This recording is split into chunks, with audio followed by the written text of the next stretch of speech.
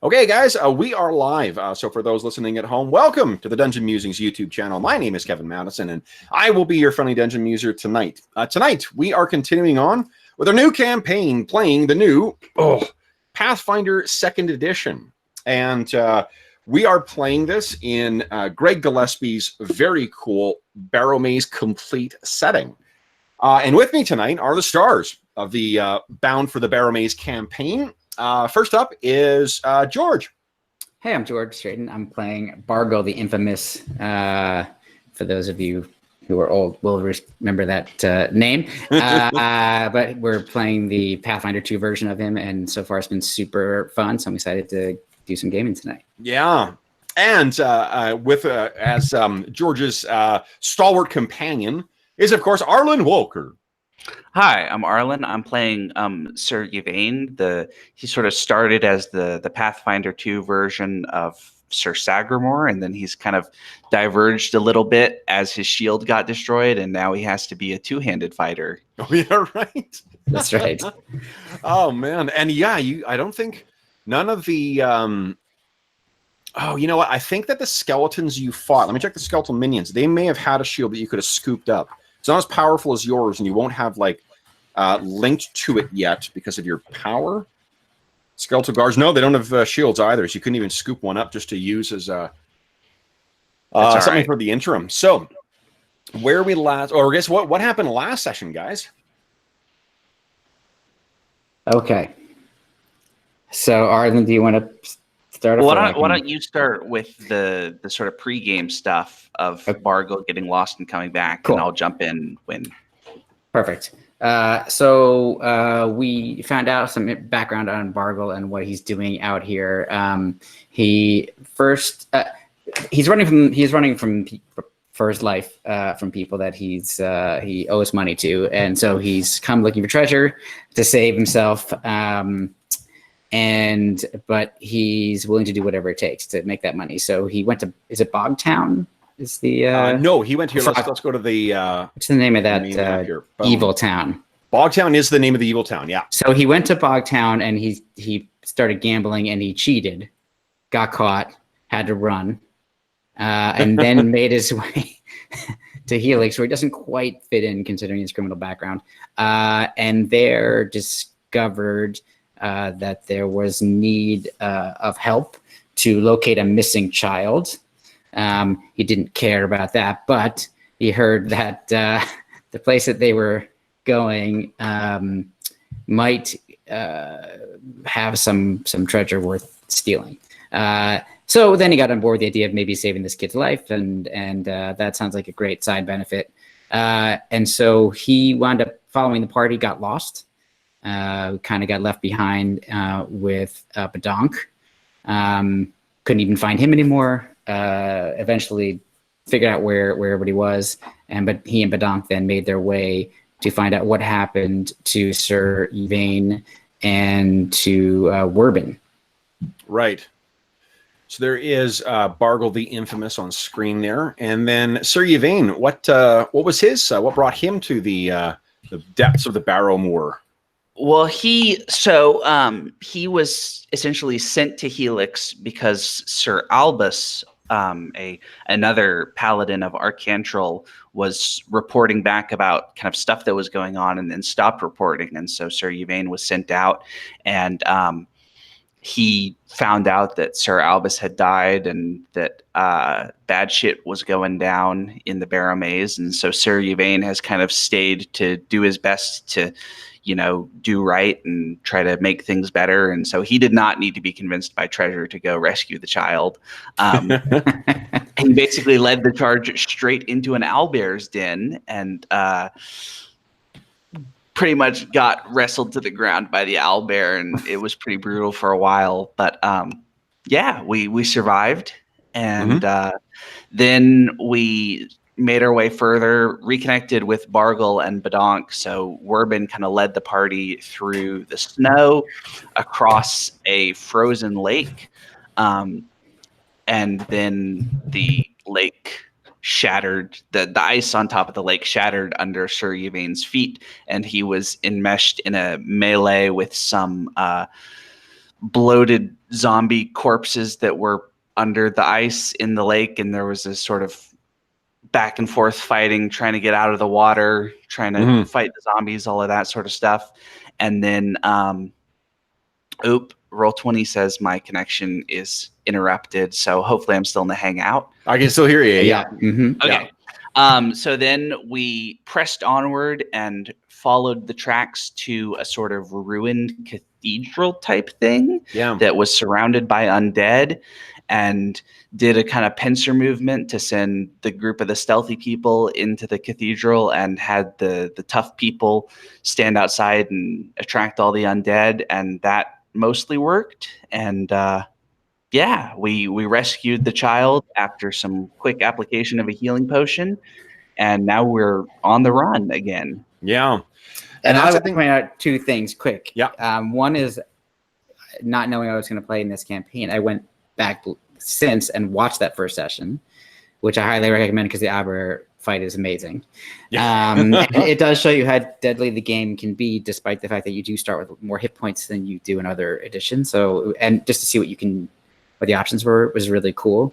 And then secondly, we did also have other information that we figured out about this cathedral and how it kind of has to do with the rest of the Barrowmaze, about these champions who are buried. So we know we're onto a bigger issue that's going on here that we're trying to figure out. Yeah.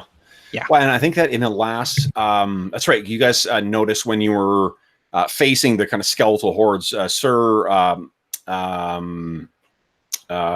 Yvain and Werbin Silverstone, the dwarven druid who's depicted on the screen right now, they kind of did a last stand against this waves of undead that attacked them, and all of the undead were wearing this distinctive sigil that matched something that Badonk and that Bargle had seen in one of these guardian crypts, that both of them, and separate ones as well too, that they had plumbed months earlier during the summertime.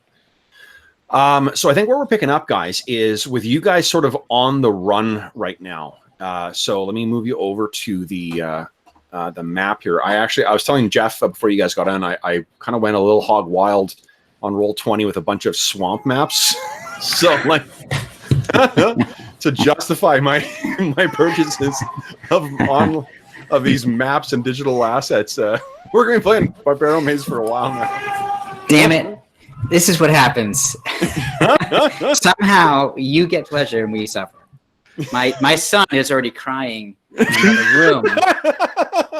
Hi, Darwin. Oh, my goodness. Okay, so what we're going to do is we are, for those listening at home. Okay, oh, you know, one thing I completely fucked up, and I read it again, and I'm looking at like, how did I misread this? You know, like my job involves careful reading of stuff. I'm like, nope, that's how it is. So I'm a dummy, and basic saves do not make you don't avoid them. On a crit success, on a basic save, you take no damage. On a basic save where you get a regular success, you take half damage, just like you do in every other version of Pathfinder D&D, right? So, okay, cool. So I'm a dummy, so ignore my previous my previous ruling on that. That was totally wrong about it. Well, I'm going to make a ton of mistakes, so don't worry. Yeah. Well, there's not. I mean, you know, I think the cool thing here is that it is. There's really not that much in the way of rules, right? Like it's one of those simple to learn, you know, hard to master, I imagine, kind of things. Not even hard to master. I mean, like. Well, I watched just very quickly. I watched one of the Paizo panels from PaizoCon this year. Oh, and they were talking about, they approached it as an object-oriented programming language, or whatever you would call it. Jeff, of course, would be the one who would know, and he's not here. But it effectively works in the way you just described as a result of that. So that was smart of them to do. Yeah. Yeah. Okay, so and I heard back finally from a Pathfinder 1 player, because the one thing I haven't heard is how like PF1 people are enjoying it.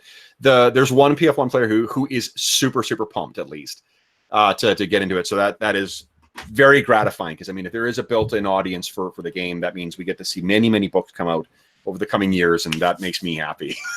Yeah, so, and I know there was concern from that camp, so I'm glad. That's true, eh?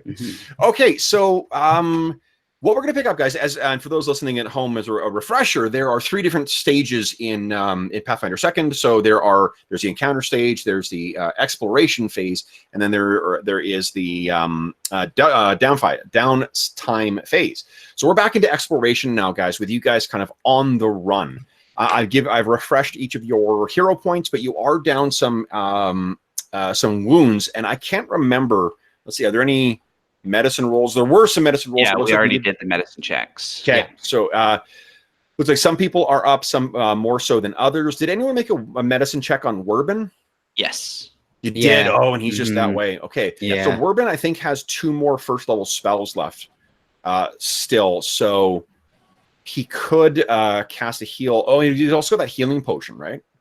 I think he'll do that and save the spell. Someone give me a D8 roll, please. Let's give him some hit points back. Arlen, you want to go for it? Sure. You seem to have better luck at these things than me. I'm not sure about that, but Yeah. Oh, look at I that. did roll. Ah, damn. Nice. Okay, so Werbin guzzles back one of the healing potions that was provided by Brother Osen.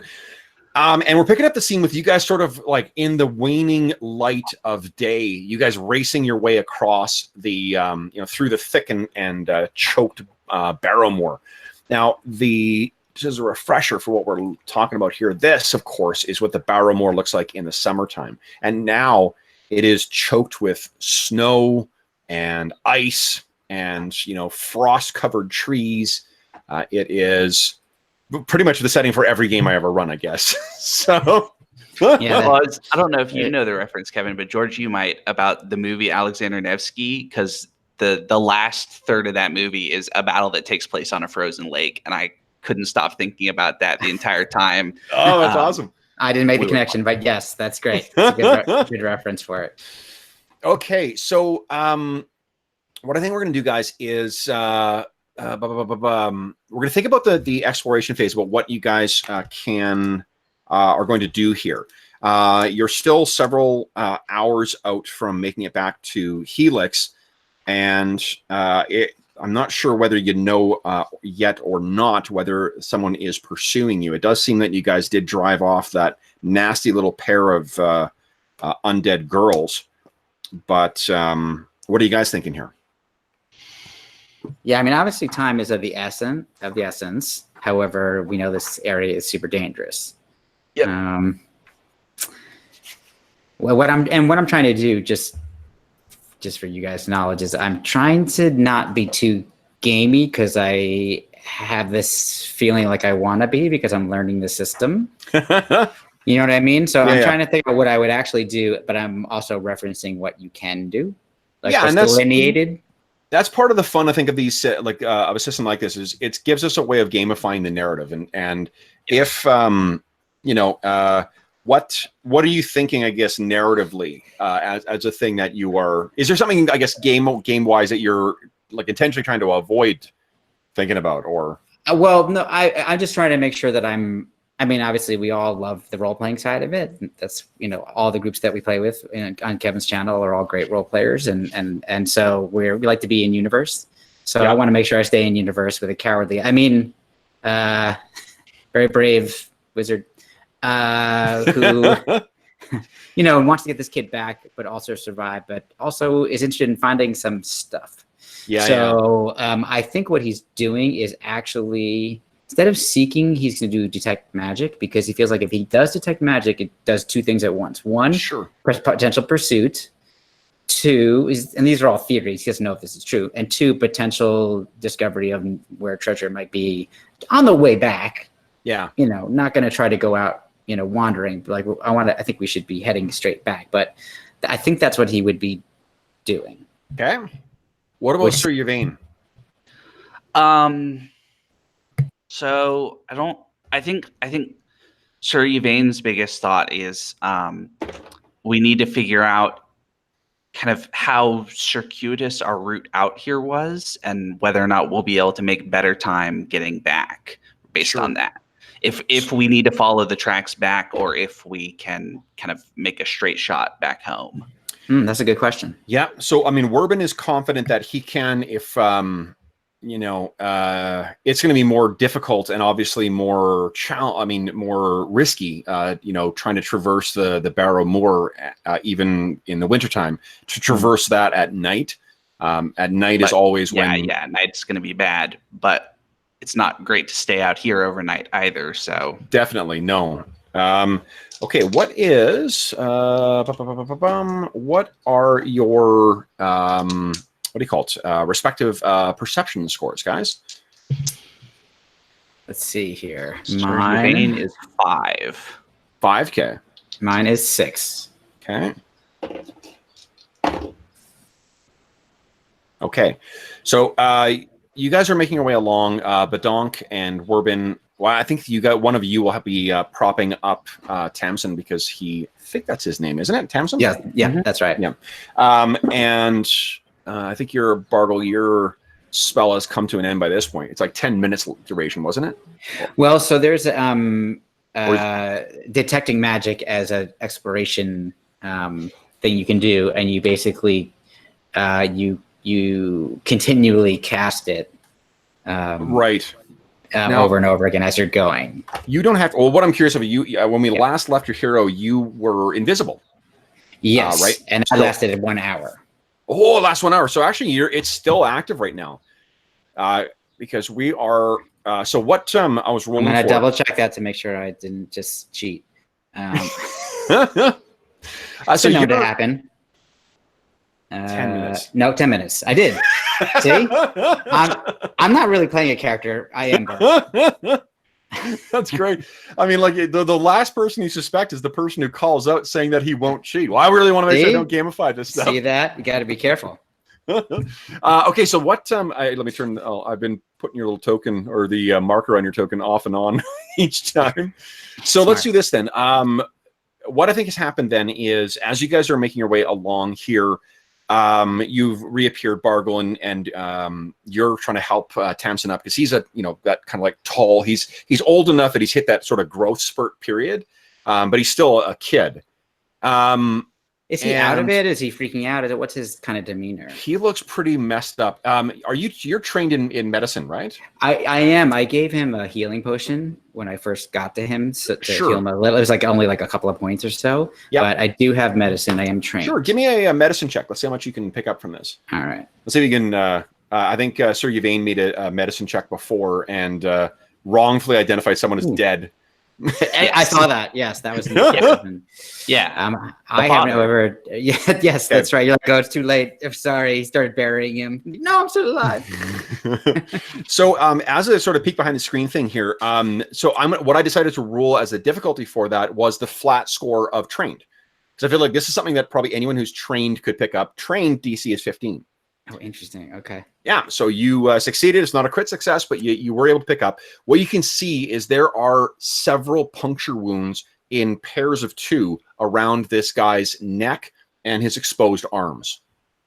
Okay, so I immediately show that to Sir Yvain. I mean, I'll show it to the whole party too, but especially Sir Yvain, because I think he might have more knowledge about this kind of stuff than anybody else. Yeah. What does this look like to you?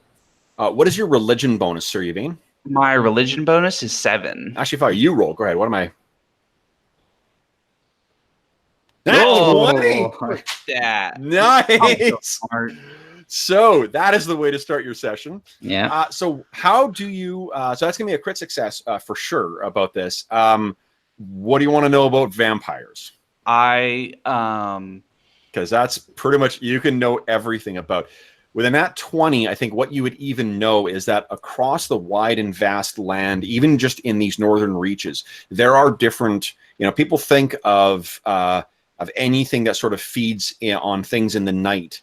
Sometimes they distribute them to like vampires or blood, seekers or whatever else. You know so much about this that you can actually distinguish between the different sort of like sub-strains of vampires.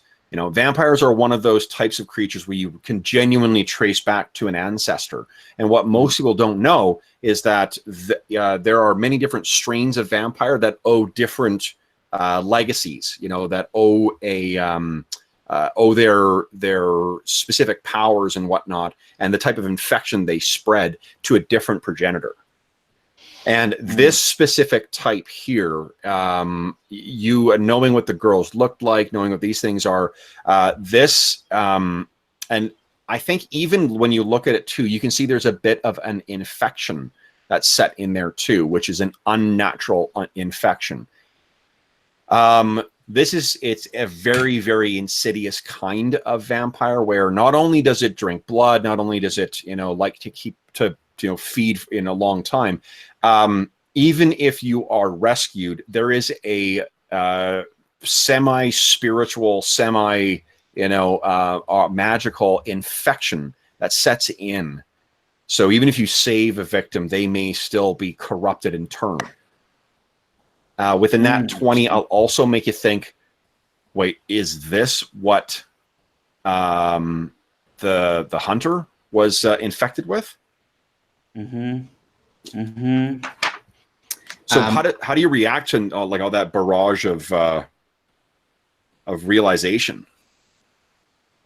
So Sir Yvain he holds onto the boy and says, "Sit down here, stay in position." Yep. And then he you can see as he sort of stands up and looks over at Bargol that he's putting on a brave face for the child, but he's really affected by seeing this. Yeah. And he kind of unconsciously reaches back into his like fanny pack or whatever, however he's carrying it, and pulled out the vial of holy water that he got from Brother Otar. Yeah. Okay.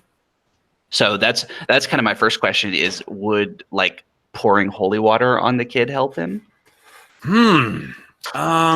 With a nat 20, I think like consuming the consuming holy water, like imbibing it directly into him, maybe.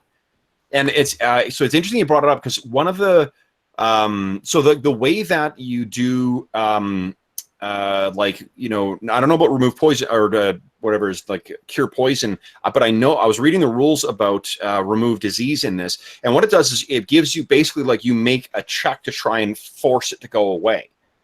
And the DC of the the difficulty for the target number is the what do you call it? Is the it's the level plus whatever the proficiency modifier is and blah blah blah. It's set by the infection basically. But it's you kind of like it's up to the DM to figure out what what roll. It's your spell attack roll or it's your whatever skill is appropriate. So I think what I'd roll here is this sounds like a religion thing to me. So let me figure out what the DC would be for the infection. Yeah, so I think I can kind of hold it out to Bargol, and it's a little small vial of water, and say kind of leans in and whispers vampirism. Yeah, this may be able to help, but otherwise there's going to be serious trouble. Okay, so why don't you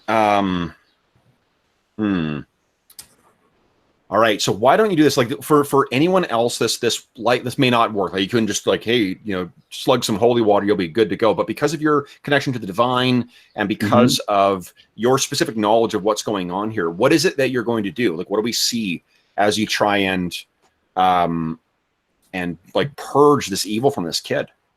So I think we see Sir Yvain. He's holding it in his hand, and he kind of holds it over his chest and says something quietly, and then he walks back over to the kid and says, "All right, Tamsin, I need you to lie down here on the ground a little bit." And he kind of opens up and makes sure he can see all of the different spots, and he starts to he's not actually, it's not like pouring the holy water into those spots, but he's almost like, you can tell that he's kind of making a mental note about every space where the vampirism has entered the kid. Yep. And he's, concentrating more and more, and then says, "All right, I need you to drink this," and opens up his mouth and pours it down. And, we can sense his kind of intense concentration on every single one of those places, and how he's just praying that this connection will be enough to drive out. Is there a manifestation of our cantrell that we see during this as well? Well, you know what I should have done? I'm a fucking dummy. So I've got a handout for PF2 for the play test for Barrowmaze that I sent to the previous players. I will right after the session. I will flip you guys that. Cool. Well, does Arcantrell have like a symbol? She does actually. Arcantrell's symbol is. I remember that Gillespie changed it between. So this is Forbidden Caverns of Archaea. I also have Colin. If you happen to be watching this, thanks so much, Colin, because I ordered a copy of Highfell after I got off the game on Saturday. So I have Gillespie's most recent dungeon coming in the mail anytime soon. We can't tell each other about games anymore. We really can't. Bad influence. So this, let me hold it up here. This is what the symbol of Arcantrell is. Is that showing up? Cool. Mm-hmm. It's kind of like a pentagram, kind of like a snowflake, but those little sigils and whatnot. Yeah, that's awesome. Yeah. So maybe we even see, kind of depending on how magical this is, I'm wondering if Sir Yvain starts to kind of draw out that symbol, and we almost see it's almost, you could, if you were looking at the boy, you would swear that these bites are almost shifting into places along the lines, and that it's forming like this kind of symbol, or it's forming the points of the star almost as his hands are moving back and forth along the lines. Yeah, love it. Cool. Love it. Okay, so that stuff starts forming. Now, why don't you kindly give me a... First off, it's 8 o'clock. You guys each get a hero point. Oh, sweet. And for those listening at home, this is not the way that it... To be honest, this might be the way I end up running it. Because I'm a Bush League DM. It's not like we've been sitting on a ton of them ever. No, right? This is true. This is very, very true. So... why don't you give me a religion check, please? And all right. See how religion. And I think what I'm going to do as well. I'm going to re-roll that. Okay. Because I only rolled a 9. I think I can do better. Yeah. Nice. Okay, Nice. A little better. Okay, so it's actually just good enough. So what do we see as this blackened, corruption is drawn out of him? Well, so the bite marks, right? They're kind of into this form, and then they almost start to close up, and it's like they almost not so much closed up, but sort of pulled along the lines and leave these sort of very, very thin white scars as they're pulled off of the boy's chest. Nice. And he's got, a little bit of, if you looked really, really closely, you might say, I mean, I'm sure that he's like completely blood lost and already super pale, and so it's basically impossible to pick out. But maybe if he got a serious tan going, you would be able to see this pattern of Arcantrell on his chest from where the things were pulled out of him. So that's drawn out of him, and it's going to cost you a point of focus as well to get through that stuff. So you, and unfortunately, like when it was like they sort of reorient, but then as soon as it starts sealing up, he starts screaming. That's not good. And Bargle, that's when you kind of hear off in the distance this kind of like there's some barking off in the direction from whence you came. Okay. So I would like to ask a question. Of course. Could I use a hero point to kind of in a Sherlock Holmesian way, like go back in my mind to the moment when I was saving the kid and saw those two little girls, to like zoom in on them to see if they looked vampiric and make like a perception check or something?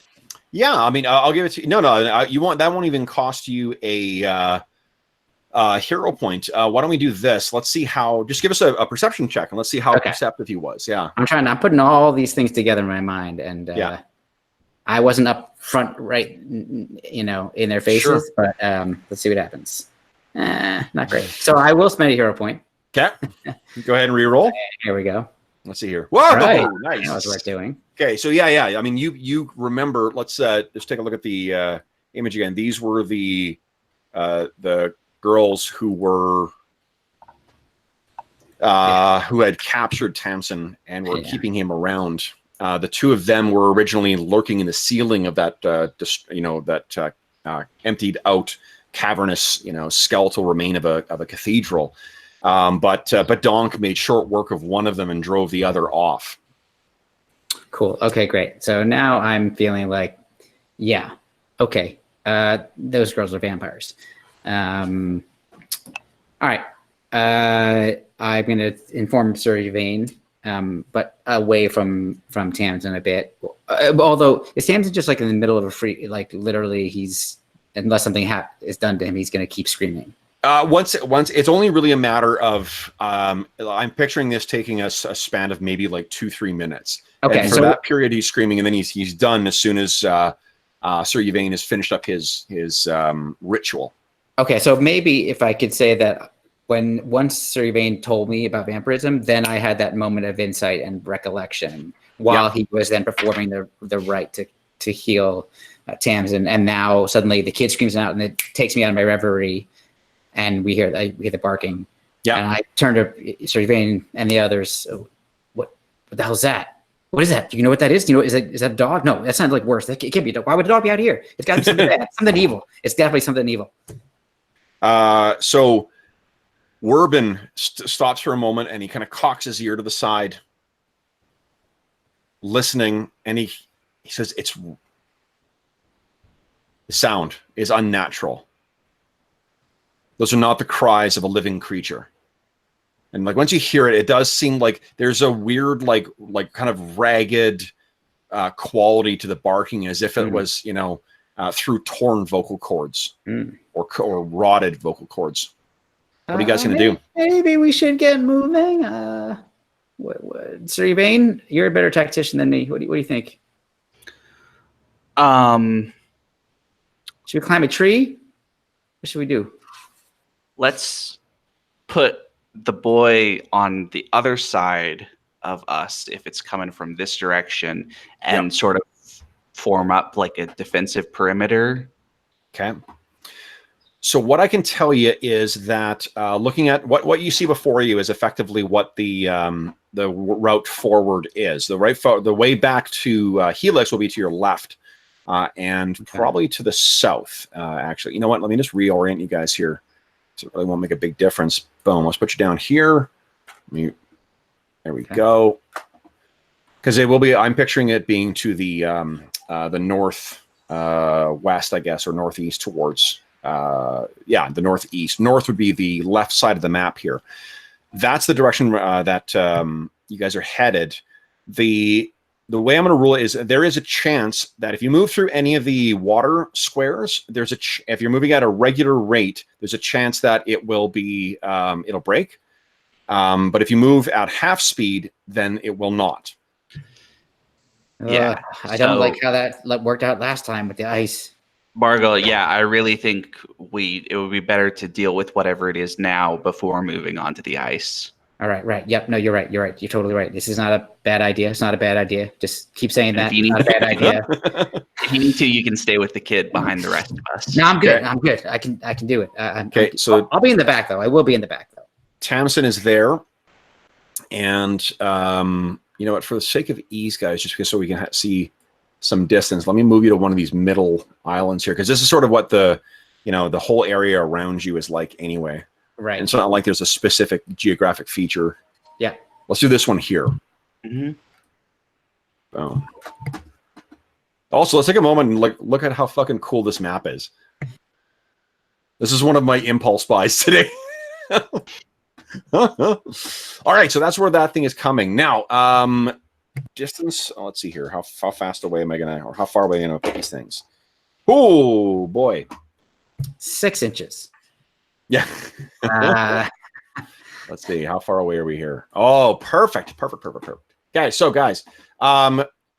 and what we'll do is we will roll initiative as we drop out of the exploration phase and into the tactical phase. Move these guys down, and you see 3 canines that, or at least the animated corpses of canines,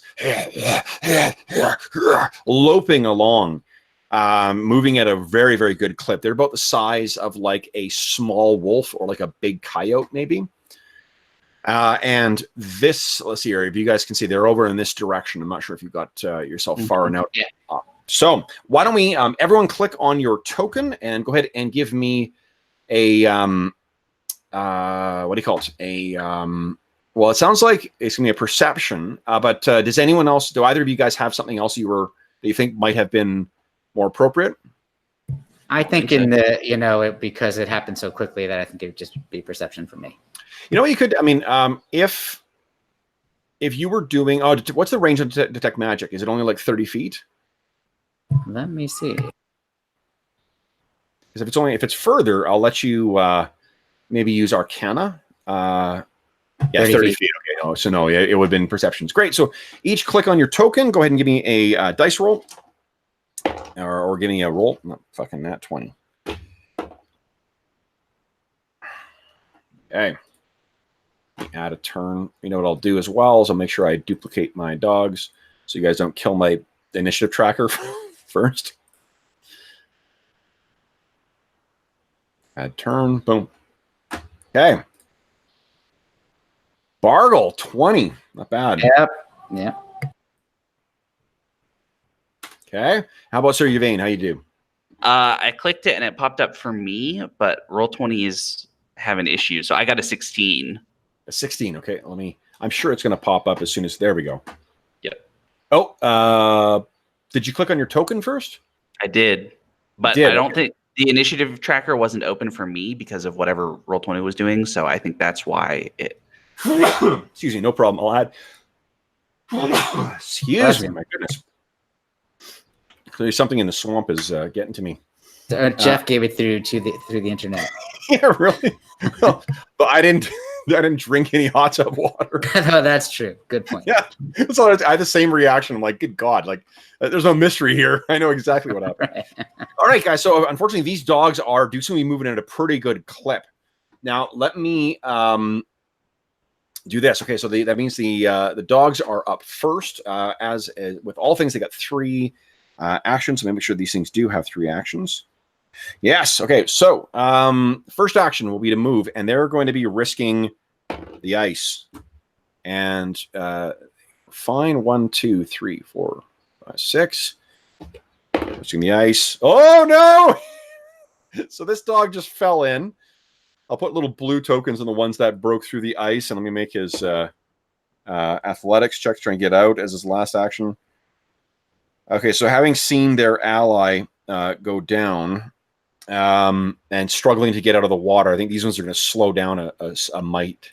1, 2, 3, 4, 5, 6. 1, 2, 3, and 1, 2, 3. So this one is slowly making its way, and you can picture it like it's stalking slowly towards you. It's cataract and half rotted eyes, glaring at you guys. It's half rotted out and decayed brownish yellow teeth. That is it for the hounds. Bargle, you're up first. What are you doing? Okay. Trying not to look like I'm freaking out. So I don't know if I need to make a roll for that or use an action, but I'm gonna hold steady, and I'm not entirely sure. I want to slow these things down because they're coming fast. So I'm gonna. And I have enough range to cast a Ray of Frost spell, which if I do well enough, could potentially slow their speed. Yeah. Ices them up a bit. So it's 2 actions. Okay. So the things that are in the water here, I'm picturing them as just sort of like poking just above, so they won't provide any cover. But I think from where you are, what will provide some cover is these reeds here. Now, I read over the cover rules again. So basically, firing into melee when someone's in the way, then there is +1 to their +1 covers, lesser cover they call it. Okay. That's all I'm going to give them is lesser. Okay, cover. Cool. Yeah, I think that makes sense to me. So here we go. So shooting from my hand is this kind of like ray of ice, like little particles of ice kind of like fall off the ray as it travels across the swamp. How many actions does it take? It takes 2, and I'm going to use the other one. I have an idea for the other one. Nice. Okay. Do this. Here we go. Go ahead and make an attack roll. Hold on a second. I got to make sure I'm clicking the right thing here. Okay. Hold on. Come on, sheet. Sometimes it gets slow. Okay, there we go. Now I'm true. Can you guys see the bar? There on we that go. one? Yeah, I can see the bar on that one. Okay, cool. I can't see the number. Yeah, just same. the bar. Perfect. Just the bar. Same here. Yep. That's a 17 to hit. Okay, nice. Okay, so 17. It does hit. Yeah. Okay. Excellent. So it Okay, was 8 damage, not critical, so no slowing of speed. okay. Oh, is that what happened? That's the crit effect? Yeah, on a crit effect, it does double damage and minus 10 foot status penalty to speed for 1 round. Okay. Oops. But I'm happy that I did some Yeah, damage. so it's still a hit. Yeah. I'll use my remaining action to cast a shield, so I have it ready in case they get up close and personal. Awesome. And what does your shield look like? So it when I initially cast it, it kind of looks like 1,000 tiny blue hexagons that are like translucent. Yeah. And then it sort of disappears. But anytime I need to engage it, it pops up again for that brief Awesome. Okay, cool. time. Yeah. Okay, great. Then Sir Yvain, 3 actions. What are you doing? So I'm going to stride and Okay. move to here. Okay. It's a regular terrain here as well. Regular terrain, yeah. I want to be basically right at the edge. Okay. And then I'm going to ready my sword for 2 actions. Awesome. Excellent. I love the way ready works in this now. Same here. So Badonk, I think what he'll do on he'll go after you guys. Badonk is going to watch the kid. Werbin is going to position himself in a spot to try and like be able to cast heals on either of you guys. Cool. Mm-hmm. Kind of keep an eye out. All right. Okay, so we're going back to the dogs. First, let's see the dog playing in the water. Nat 1. It actually sinks beneath the ice. Awesome. And then let's try again. Failed again. So you think you can see like maybe an ear or like the top of its scalp is struggling to try and pull itself out of the ice, but it cannot get out. The other 2, let's see here. 1, 2, 3. 1, 2, 3. 1, 2, 3. So it's slowly stalking its way across. 1, 2, 3. 1, 2, 3. 1, 2. Actually, I'm going to give it 2, 3 to squeeze between those 2. Okay, and that's it for the dogs. Bargle, what are you doing? Okay.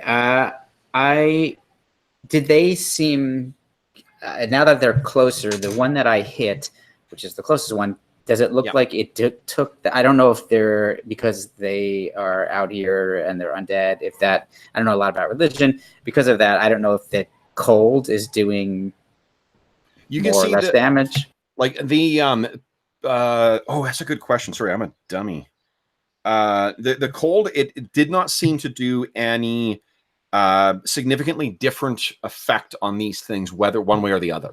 Okay, cool. So I'm going to do the same again. I'll use 2 actions to Ray of Frost the same one. Okay, yeah. Here we go. 24 to hit. Is that nice. Oh, not quite. Close. Still a hit, though, so yeah. Yeah, and 10 damage. I'll take it. So that basically shatters a massive chunk of this thing's body. So like the rib cage is gone, part of its face is gone. It's basically like just a loosely connected leg that is keeping this one part of it, astride, and maybe its back leg is gone, so it's kind of tripoding it towards you.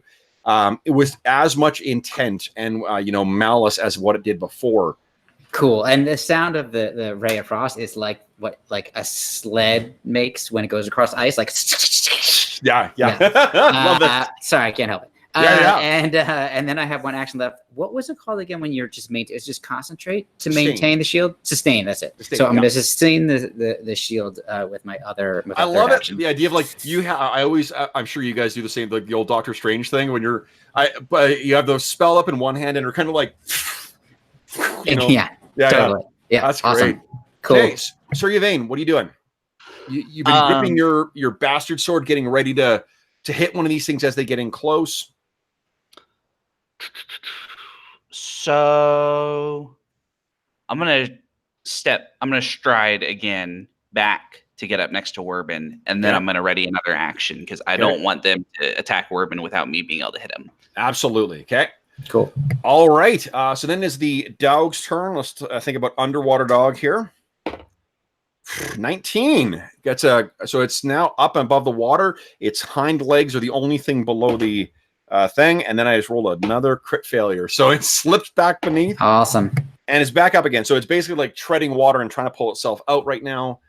These things, let's see here. The one that's nearly 2 pieces. 1, 2, 3. 1, 2. Sir Yvain, go ahead and make your attack. All right. Two-handed bastard sword. There it comes. Whoa, hit. Awesome. And yeah, you smash through this thing. It is like whatever remains of it has been basically cut right into, and the foul remains go skittering, across the clear white of the snow that's fallen across the frozen lake here.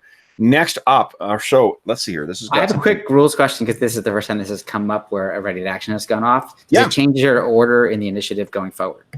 I don't think so. I think the only thing that changed, I'll look it up afterwards, but the only thing that I know that changes is if you start dying. Dying, then you drop to the bottom of the initiative. Cool. Because it used to be, in the playtest, it used to be that you would go after the thing that dropped you, which was weird. So I don't think that's the case anymore. At least cool. Okay, so let's see here then. All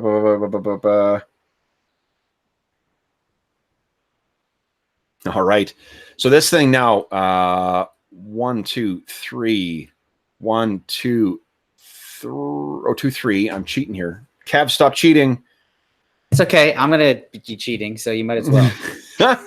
So it does move into contact with you, Sir Yvain, but not... it's not able to take any more actions. It's out of actions. Bargle, what are you doing? Now I'm feeling cocky. So now we're going the wrong direction. So he's like, I got this.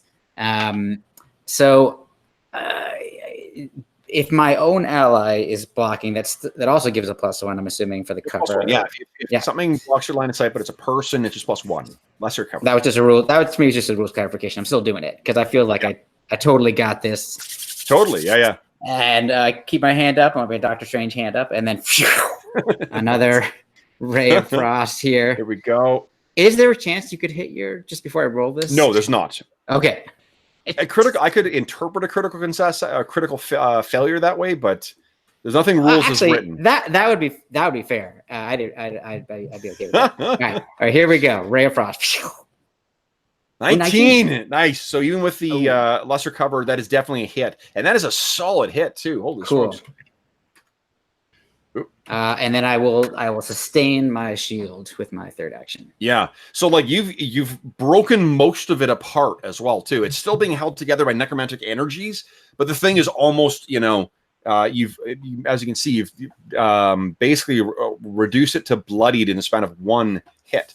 Actually, I was just going to ask you: is there such a thing as like a bloody type term? There's not. It's just that I think because of running 4E, I happen to like it. It gives like a sense. It's a good kind of frame of reference. Yeah. Okay. Cool. So at the end of the turn, then, or no, hold on. We got Sir Yvain first. Sir Yvain, what are you doing? All right. So first attack. Nice. That is a hit. Boom, and 8 points of damage. My goodness. Okay. All right. Second attack. We go. Even 21. Better. Nice. That is a dog no more. So it joins its fellow in ruin on the frozen lake of the Barrowmaze. You still have one more action. What are you doing? Nothing. I don't think. What you could do, remember the way that Seek works now? Seek is an opportunity to try and gain information. Okay. Yes. Okay. So good call, because what has happened is you first off hear more barking. Oh, great. And just leaping onto that frozen island to the south of you, there are 2 more of these things. Okay. So now on their turn, let's see if our drowning dog... and I'm going to assume that only Sir Yvain sees that, because he does, but it's a free action to shout something out if you wanted. Do you want to shout? More incoming. What? Where? What? Just point with the sword.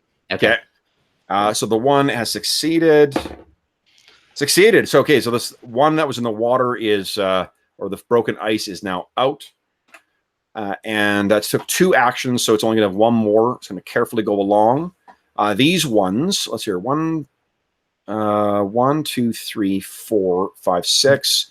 Then let's see here, 1, 2, 3, and then it'll leap, boom, and land on that rock there. 1, 2, 3, 4, 5, 6. 1, 2, 3, 4, 5, 6. Okay, and I'll make the ice roll for that one. He's going too far now. Breaks through. These dogs are too greedy. Okay, Bargle, you're up. What are you doing? Okay. Relax, Sir Yvain. We're gonna be fine.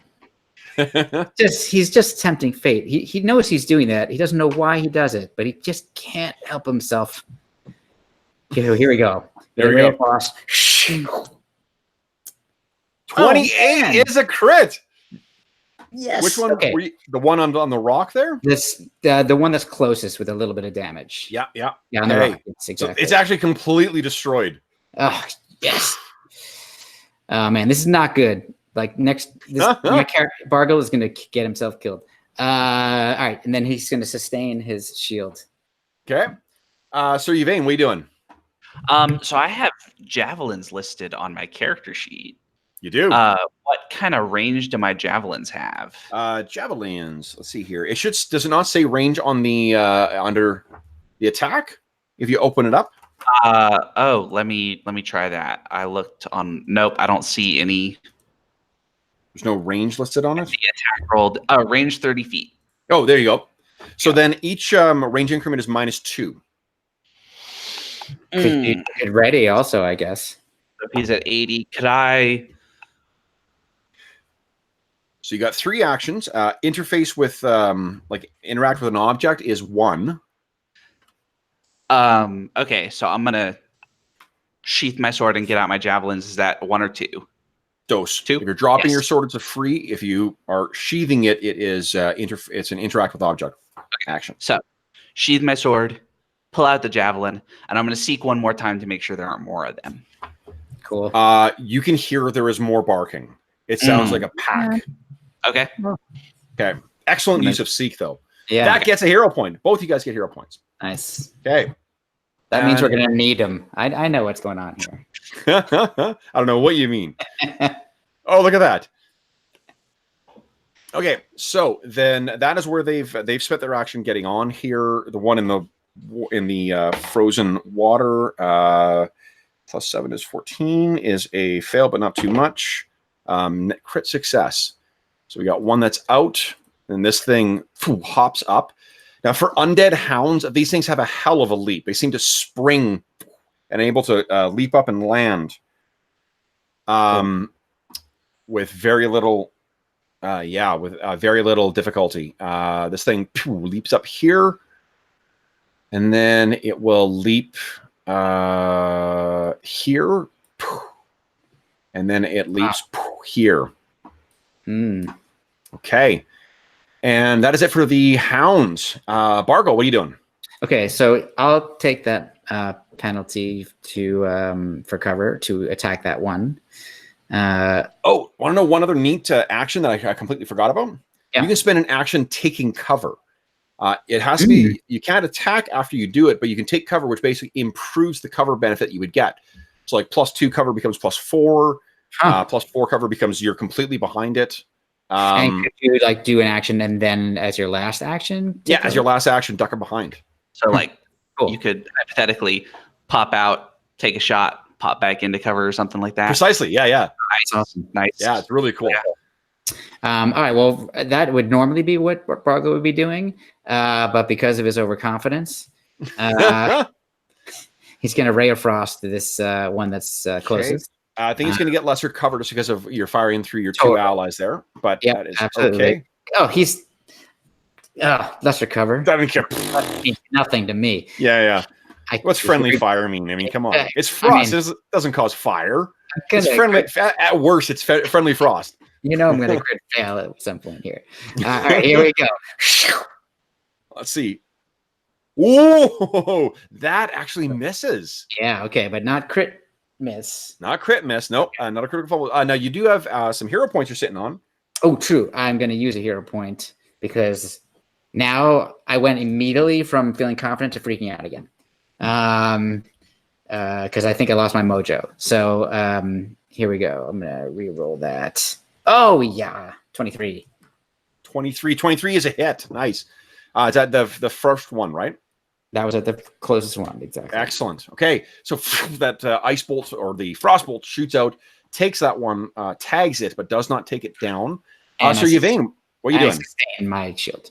All right, so I'm rolling my javelin. He's at 40 feet, so that's -2. -2, okay. Your javelin, -2. That actually misses. Oh, no. Okay. So then I'm going to, so that was 1. Yep. Now, one thing I did not check is whether, I don't know what the reload. So for the way that you track the rate of fire with ranged weapons is you check the reload rate. Each ranged weapon has a reload thing on it. Mhm. Bows are 0, but I think most thrown things have a reload of 1. And javelins have a reload of 1. So another action to grab another javelin. Oh, it doesn't have a reload of 1 because it's a thrown weapon, but thrown weapons have a reload of 1. So yeah, you could interface with object to grab another one and then throw, and you'd have the multi-attack penalty. Yeah, let me do that. Okay. That's not good. That ain't good at all. No. You want to re-roll that, or? Well, I don't have like anybody in between us, right? So it's not like I hit a buddy. No, but it's a crit fumble, which I might say that, like, say it provides a stable platform for it to scamper across. Okay, yeah. Why don't I re-roll it? I like it. Oh, That's 20. Nice. Nice. That's awesome. Oh, that's awesome. So yeah, you skewer this thing right through. Sweet. All right.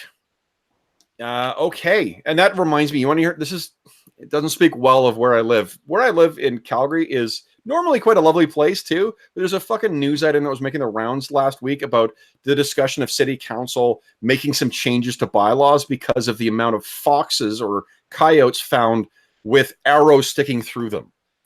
Oh, man. Because some lunatic was out there shooting at coyotes and then just like not killing them, but these coyotes would run off with these arrows sticking through them. And plural too. Like, this is a problem with arrow-filled coyotes. So anyway, Either the guy needs lessons or he shouldn't do it. I'd say counseling is maybe a closer thing. Yeah. Yeah. Fucking I'm Calgary. with you. Yeah. Okay.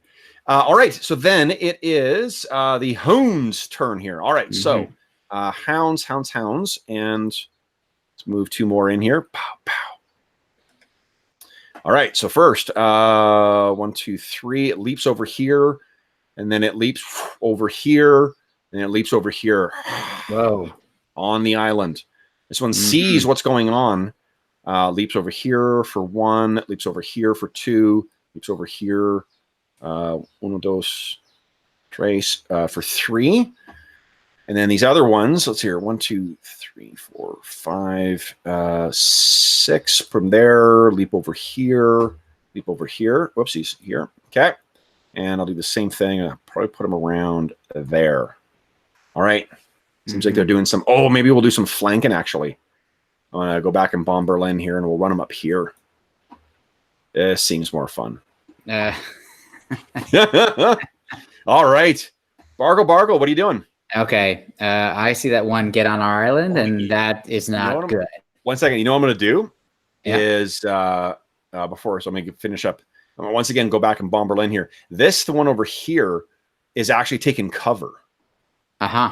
Okay. It's trying to take advantage of these rocks. Yep, it's figuring things out. Yeah, I get it. And if you were to suggest that it's because the DM just remembered that that's a thing, I'd say you're a perceptive player. I think the hound just remembered. Yeah, absolutely. Do that. Put a little shield on him. Okay, so sorry, okay. Bargle, your turn. What are you doing? Yeah, so now I'm going to target that one. Is that tree? I'm going to guess is going to provide some cover to it. I think so. Yes. Yeah, and actually that's cool. going to be proper cover type cover. So and how much? What is that? +2. Value? Okay. All right. So that gets added to their AC, correct? It does. Yeah. Okay. Cool. And again, just because of the way that parity levels work in this, that does make for a more substantial bonus than what it did in previous editions. Interesting. Okay, cool. I'm still going to do it. Hell yeah. So I'm gonna sustain. I'm gonna do is sustain my shield because it's on our island. So that's the most important thing. Okay. Secondly, I'm going to ray of frost this thing. So nice. Nope. Ooh, so close. It slams. Actually, no, it misses. Yeah. I guess it tags that tree probably. So the side of the tree kind of forms up with frost on it. Yeah. Cool. Okay, and then your other action was to sustain the spell. Yeah. Okay, Sir Yvain, what are you doing? Okay, one action, draw my sword. Yep. And then I'm going to stride over to here. Okay. And then I'm going to see if there are any more. I'm going to seek again to see if there's still more coming. It does appear to be, yeah. Yeah. Okay. Yeah. So then I think next turn I need to shout at Badonk and tell him to get the kid out of here or something. Okay. All right. Then on the hound's turn, it does seem like they're all coming from this direction, though. I'm trying to think. I want to give you more information just from that seek. So yeah, they're all coming from this direction here, it seems. Okay. Even the ones that are here are still barking too. So it's as if there may be something going on between them. Gotcha. Mm-hmm. All right, so the hounds. Well, that one is ready to go into you there, Sir Yvain. So it's going to go pop, goes racing towards you as one action, and then slams into you and bites with its. Let's see here, with its jaws. 21 versus AC. Is that that hits? 20 20 hits. Okay, now do you have you don't have a shield anymore? Nope. Let's see if your shield's up. No. Okay, so then you take. Let's see here, 5 points of piercing damage, and. Let's see here. I need you to give me a fortitude save, please. Fort save. 10. I think I'm going to re-roll that with my last point. Okay, good call. Yeah. Mm-hmm. A 19. 19. Okay. So as this thing sinks its teeth into you, you can feel this like this locking of your muscles overtaking you. You know, it sort of bites on the outer side of your calf, and you can feel that your muscles begin spasming and locking up as if it, like the whole thing was forming into a cramp of some kind, but also feeling cold. And you pull back in time that if the blood flow returns, there's pain there, obviously, but it seems like whatever it was trying to do did not fully manifest on you. Okay, so then this thing is going to scamper 1, 2, 3, 1, 2, 3, and then take cover again behind this rock. These ones are a little more bold. They'll go boop, hop over here. Actually, can only go there, and then move over here and hop over here. And this one will go. Actually, it's going to risk the water. It's brave. Oh, it goes plunging into the water over here. Can get it out. Nope, that's further down. For it's partway out now. So this thing is partway out of the water. These ones come racing forward. 1, 2, 3. 1, 2, 3, 4, 5, 6. 1, 2, 3, 4, 6. It's going to go. One to go up here, and let's see here. 1, 2, 3, 4, 5, 6. Or that's actually 6 will be there. And then it's going to scamper 1, 2, 3. 1, 2, 3. It's going to start moving its way along here. It's not taking advantage of cover right now. Well, it has cover, but it's not taking cover. And okay, that's it for the hounds. Bargle, what are you doing? Okay, changing my tactic a bit. First, sustaining shield. Got to do that. Sustaining shield. Always sustaining shield. Yeah. Doctor Strange. That's just his, his thought process. Yeah. And this thing is super close. It's slowing it down doesn't matter at this point. So I'm switching it to produce flame. So I'm calling forth a ball of a fire. It's like a sphere, but like fire is coming off the top. Yeah. And he then, once it appears in his hand, it's orange, yellow, red color. He hurls it.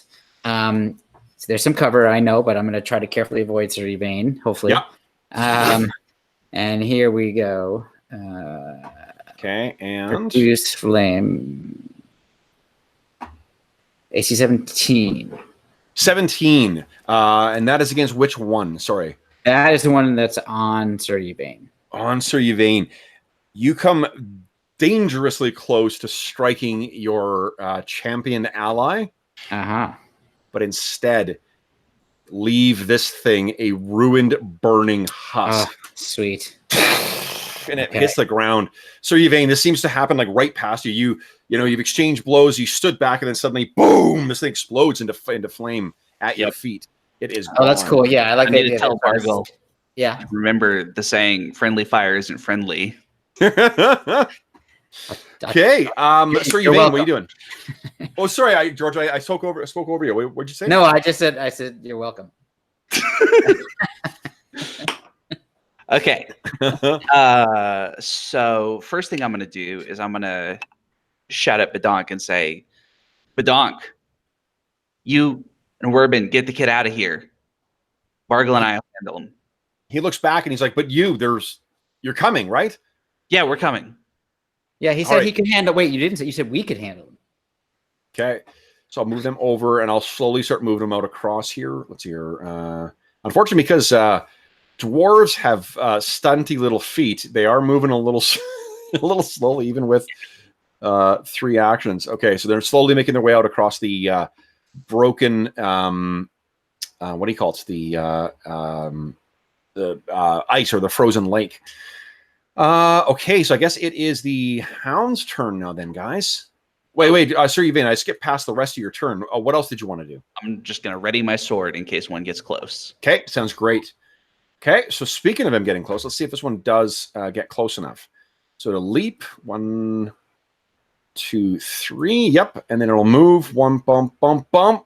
Once Arlen's roll 20 starts working again, when you can go ahead and make an attack on it. Oh, yeah.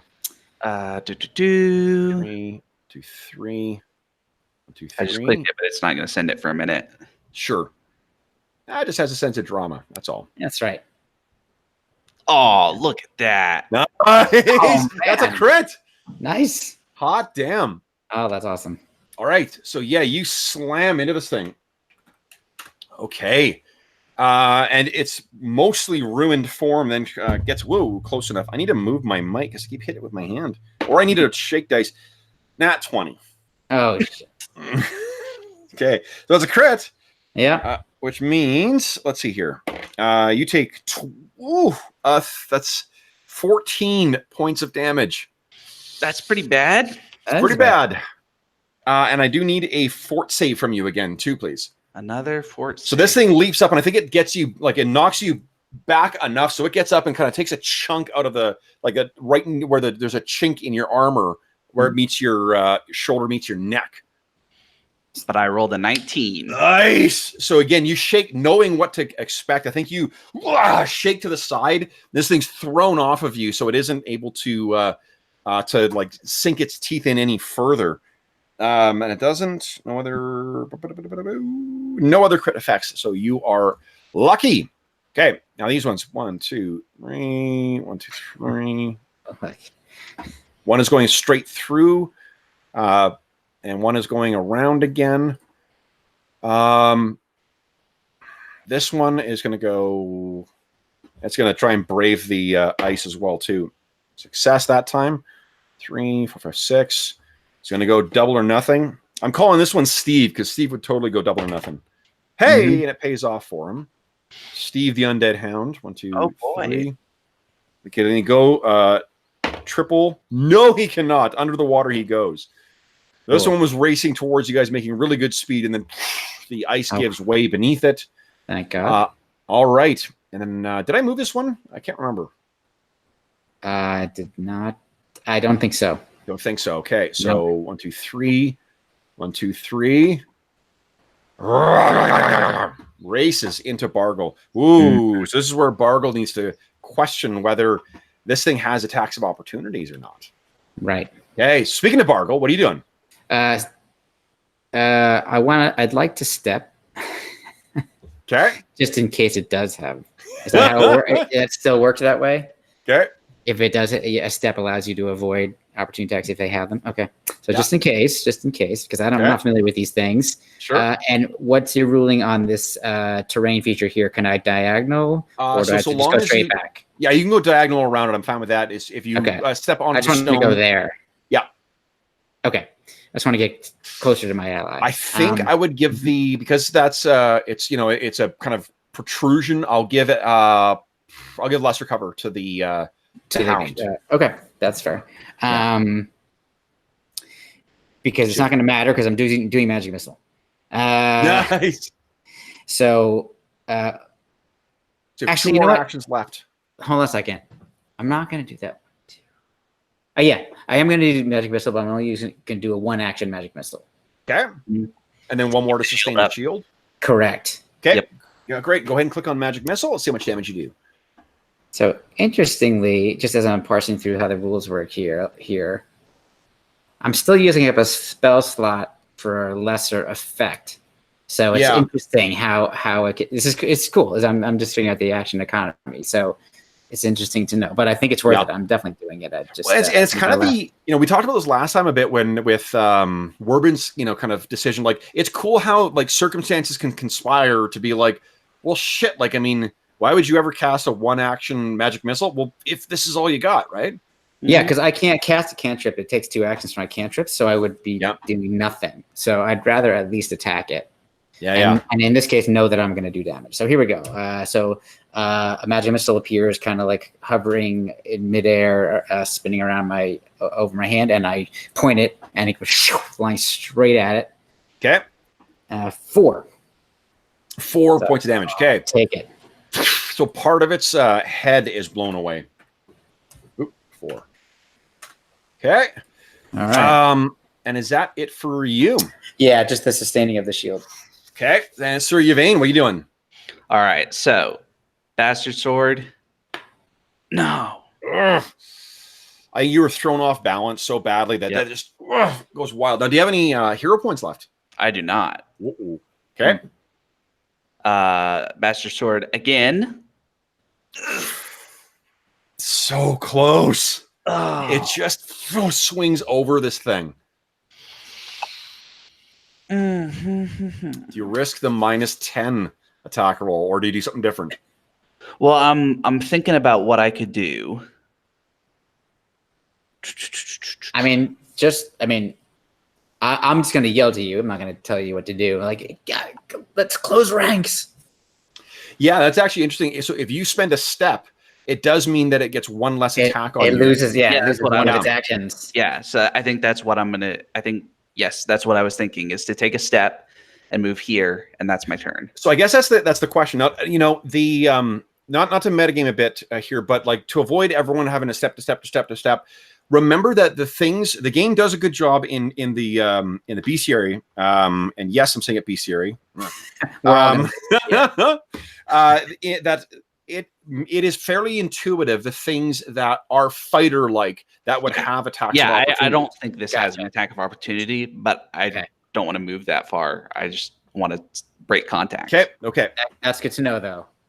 Yeah, because I mean, it's like the owlbear, for instance, did not have attacks of opportunity. The only skeleton was the skeleton champion, right? Right. Yeah. And so when you say martial, does that correlate to like somebody who's trained in combat tactics, that kind of thing? Yeah, like the ones that seem to have it in here are things like hobgoblins, right? Because they're a very martial kind of, at least in Pathfinder, they've got a very martial kind of quality to them. Yeah, gotcha. That's not only in Pathfinder, is it? That's sort of like the hobgoblin shtick. In D&D. What they're like now, yeah. So like hobgoblin soldier has that. The archer does not. The hobgoblin general does not actually. Interesting. Oh, he's in the back. Should train their officers better. Yeah, really. It's the what do you call it? World War I British Army style stuff. Yeah. By contrast, the Knoll Hunter does not. So it really does restrict it. I mean, I think they really wanted to make sure that the game felt more mobile, and you could have more like. You're not just like, well, this is where we are in the map, so here's where all the whole fight takes. And actually, if I wanted to metagame it, I know I could have strode and moved out of the way, but I was basically just breaking contact enough to make it use one action to get to me again. Sure. Yeah. Yeah. Yep. Okay. And also, by the way, I think it makes opportunity attacks, the ability to do them, special. Yeah. Totally. Yeah, Cool. I'm already thinking about if Sir Yvain dies somehow. I'm not sure how it would happen. Yeah, I have an idea. I have a pretty But I good think idea. a fighter would be fun because I could do opportunity attacks and basically just be like a pillar on the battlefield that's kind of completely immovable. Yeah. Kind of like a warlord from 4th edition. Well, I mean, one of the things that this has not come up yet, but like if, say, you were near Bargle, right, your reaction is Retributive Strike. Yep. Right. So the Paladin's thing, it does have a thing that triggers, and like it reduces the damage that the person takes, and then also if they're within range of you, you get to make an attack against them. Yes. Yeah. Well, Bargle's about to be right next to you. I take my Don't action to worry. hide behind the champion. Nice. Okay, so then speaking of taking a turn to get in, this hound is going to do that. Oh boy. And it's so beaten up too. Like this thing is sort of ragged as well.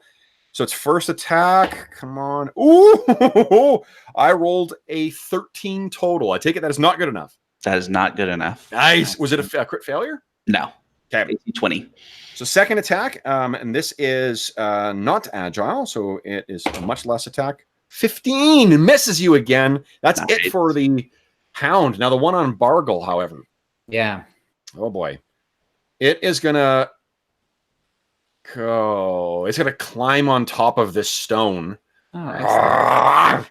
and try and get down at you. Okay. And let's see here. So this is what's your AC? So my AC is currently 19. Doesn't matter. I rolled a nat 20 again. I switched dice for you again too. Shit. I appreciate it. Yeah, So now sorry. you can explain to me again how. So my shield is operative. I'm going to use it. Yes. Okay. So here's the way it works. So you get every character gets a reaction every turn. You can choose to use with your shield up. You use it as a reaction. Because it's a magical shield, it has a hardness of 5, I believe. So you Yes, reduce that's the what it damage by 5, and then it shatters into pieces, and you can't cast shield again for 10 minutes. Wow. Okay. Well, Yeah. I think it's worth doing. Heck So, yeah. So suddenly that all those hexagons suddenly form up and as it comes down. It's Yeah, biting a us. shattered undead face comes through. Yeah. And And you then when it breaks, all the hexagons go. nice. Okay, so you take it would be 8 points of damage minus your 5. You only take 3 points of damage, but I do need a fortitude save from you, please. Okay. So let me do my damage so I get it. In Yep, first. absolutely. I'll move my other hounds here and see which ones can get out of the damn ice here. Okay. And then say it's fort save, you said, right? Yeah. Okay, here we go. Okay, so this sucker is out now. Do I feel like that's not great? Oof, Because I do have that a ain't hero great. point. Okay, so I'm going to spend my final hero point and kind of like really hunker down to try to resist whatever terrible affliction that's coming my way. Yeah. Oh, yes. Nice. Yeah. That's okay. So what you feel very, very much what was what I described for Sir Yvain. It gets you, and it's almost like a combination of like incredibly painful seizing muscle spasms, but also like frostbite that sort of spreads, and then you kind of you pull yourself back. And fortunately, like whatever the full effect of that thing would have been, it does not take effect. All right, I'm very happy about that. While you're moving things, you did not move Badonk and Werbin and the kid. Because I'm a dirty cheat. Last chance they have. Now let me move them over here. Okay, so they will move 2 each action. So let's hear 1, 2, 1, 2, 1, 2. They're making their way. All right. All righty. So all the hounds have moved. That means we're at the top of the round, or not top of the round, next of the heroes. Bargle, what are you doing? Okay.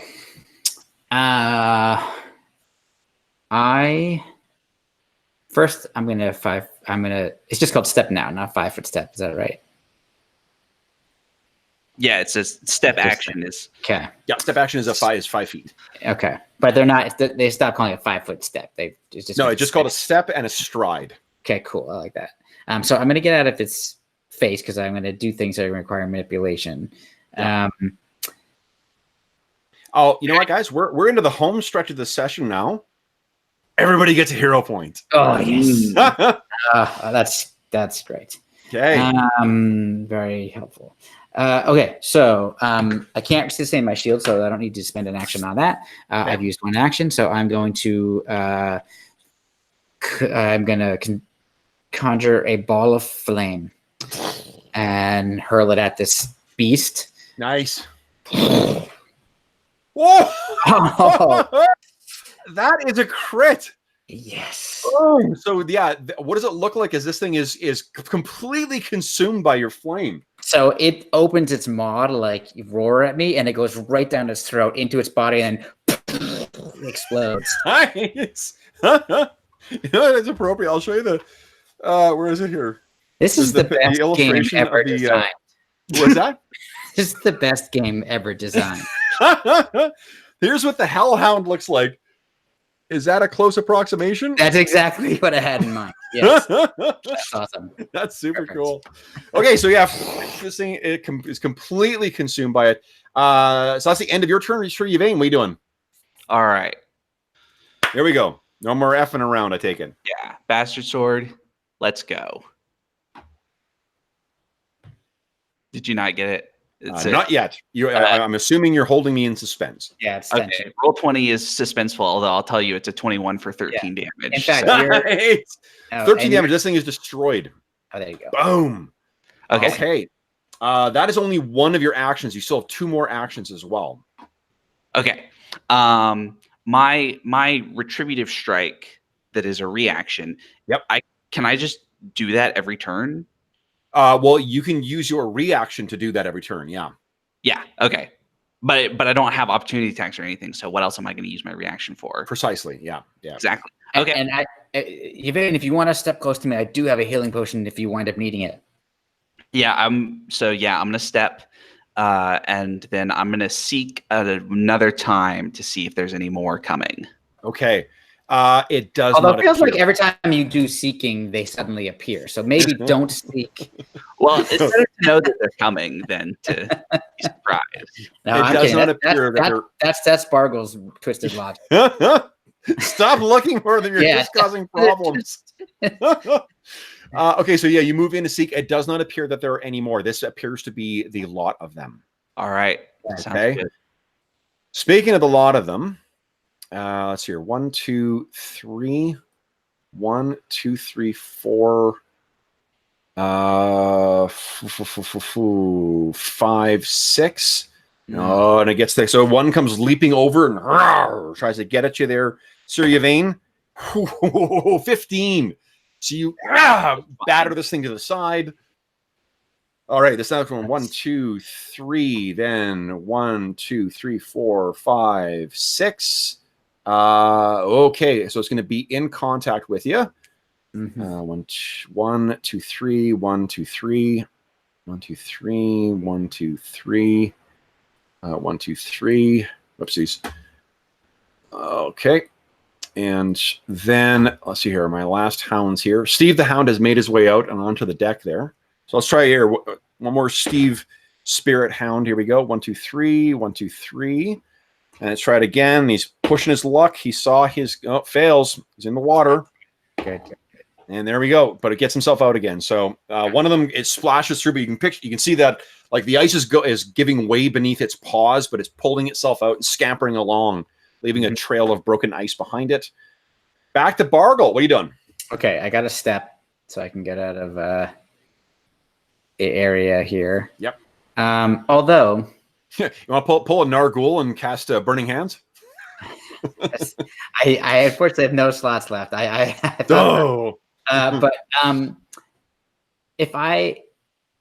just so I understand the rules, if I do a manipulation and they don't have the ability to do opportunity attacks, they can't actually do anything, right? It's only when they have opportunity attacks as an ability. Yeah, what it is if you do an action that has the manipulate trait and the somatic components from spells have the manipulate trait associated with them, that's what triggers reactions, and it happens at attacks of opportunity are one kind of reaction. Got it. Okay.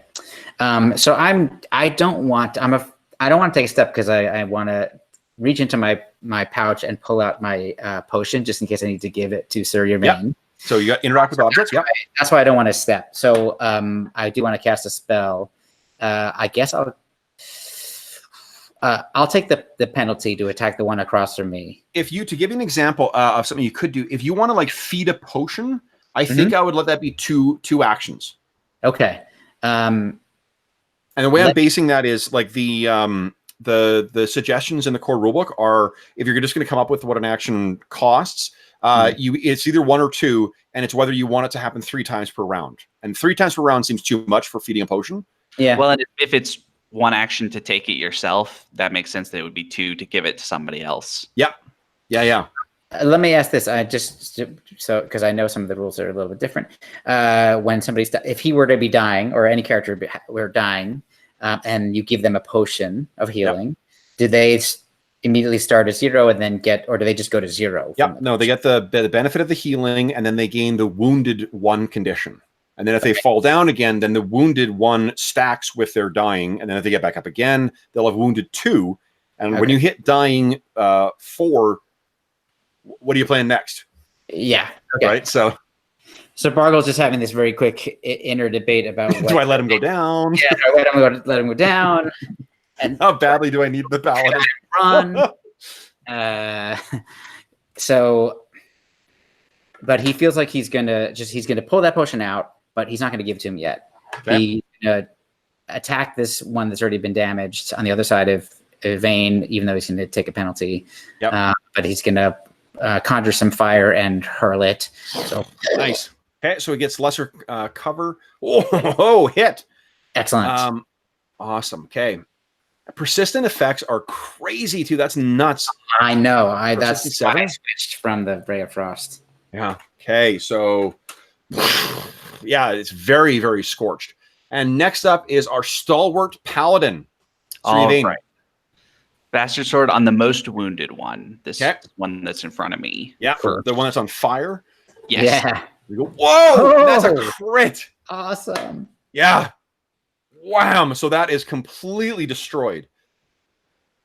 And now on that other one. I'm gonna give you +1 to hit. Because unfortunately it was so damaged that you really got no useful effect in that. +1 to hit makes it a 19. That is likewise a hit. And a huge hit on that thing.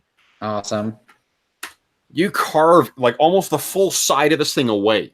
Its little tail hits the ground. It's once again like a 3-legged thing that's trying to get at you. Let's do one more just because. Cool. Yeah. I love it. Oh no.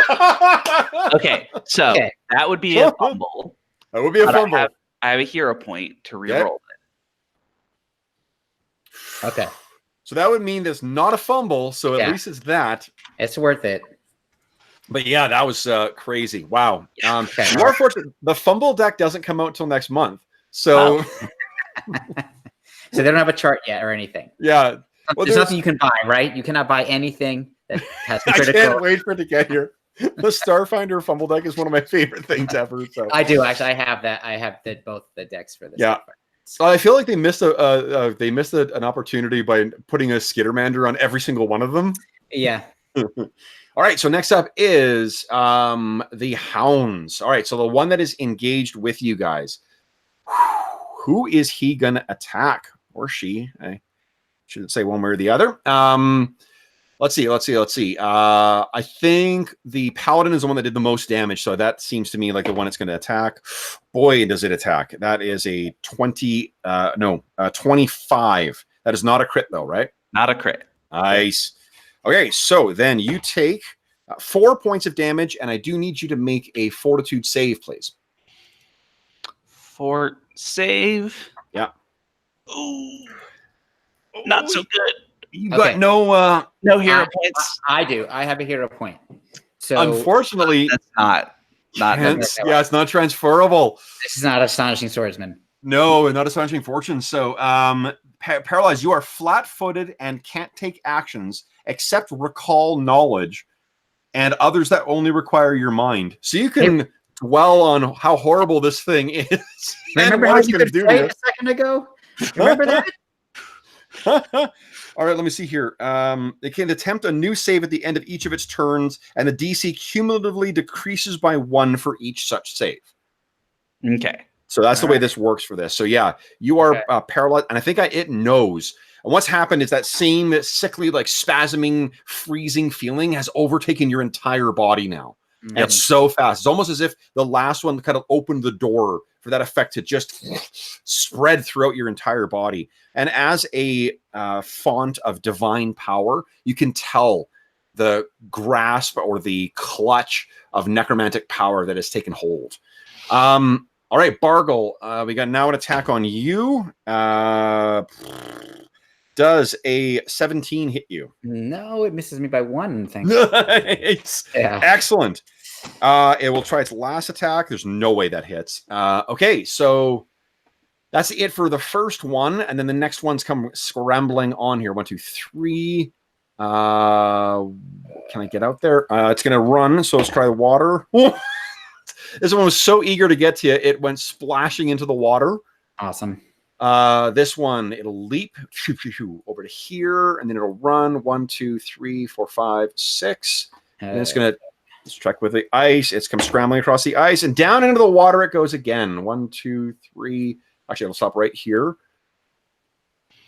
So you've got a bunch of soaked undead dogs. This one is going to go 3. And then 3, and then it's going to have to go around these frozen reeds. 1, 2, 3. 1, 2, 3, I guess, to there. All right. Whew. Bargle, you're up first. What are you doing? Okay, so quick question, rules question. Drain bonded item. Yes, that allows you to regain, what is it, one of your castings, doesn't it? Yes. However, it says requirement is you haven't acted yet on your turn. So this is my turn. I haven't acted yet. Yeah. Okay. Remember your turn. So the way that the nomenclature seems to work is that round is the whole thing we're passing through. Turn is all the things that are happening on your turn. And there's actually in the core rulebook there is a breakdown that like is as simplistic as like at the start of your turn you take ongoing damage and you regain your 3 actions and your 1 interrupt. Then we go on to the next thing where you make your decisions, and then at the end of the round is where you make saves. Okay. Or not round, turn. Turn. Got it. Yeah. All makes sense. Okay, so I am going to grab my bonded item. So that's some kind of totem kind of thing, some kind of like wand or some kind of, is that what? Yeah. What do you think your drain? So your bonded item is some piece of like arcane power that you've got. What do you think? Knowing that he's a criminal. Yeah, I think it's a talisman that he stole from a snake cult. Nice. So it kind of looks like the symbol from Conan. Yep. Yeah. And so it's like 2 serpents. Green. 2 snakes. Yeah, exactly. 2 snakes.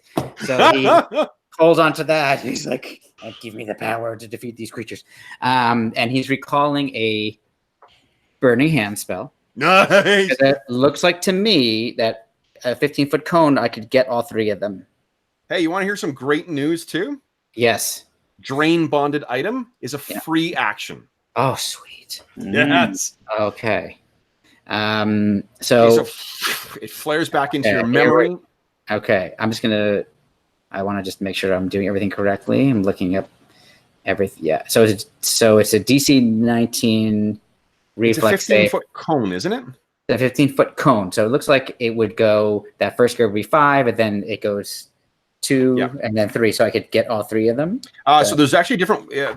Or how do cones work this time? The only sort of like really not kludgy, but kind of like detailed thing they do in this is they do actually set out the templates like they did in, I mean, to be honest, 3.5. Yep. And in previous version of Pathfinder. So let me quickly check. I think there's one that like you can kind of take advantage of it, and you might be able to get all 3 of those hounds. I mean, I think my knowledge of 3.5, maybe there is, but let's see. I can't. I'm still going to do it either way. Yeah. So. You know what? I can't. I don't want to waste any more time. I think you're going to be able to get all 3 of them. Okay. I'll look it up between sessions. Oh, I mean, the rule book will be out tomorrow. Well, I'll look it up between sessions. I know. I literally insufferable rules lawyers from now on. That's right. All right. So what is the? Go ahead and click on this spell. What does it do? Here we go. Burning hands. Okay, so it's a DC 19 reflex save. Okay. Did It's you cast that as a first or a second? that's right. I guess so. When I You told me that you prepared it as a second level spell, didn't you? Of course. Isn't that what I heard? I'm Bargle. You're Bargle. Bargle the Burner. That's actually, it would make sense because I only have dark vision and invisibility, which are utility spells at second level. So yep. Okay.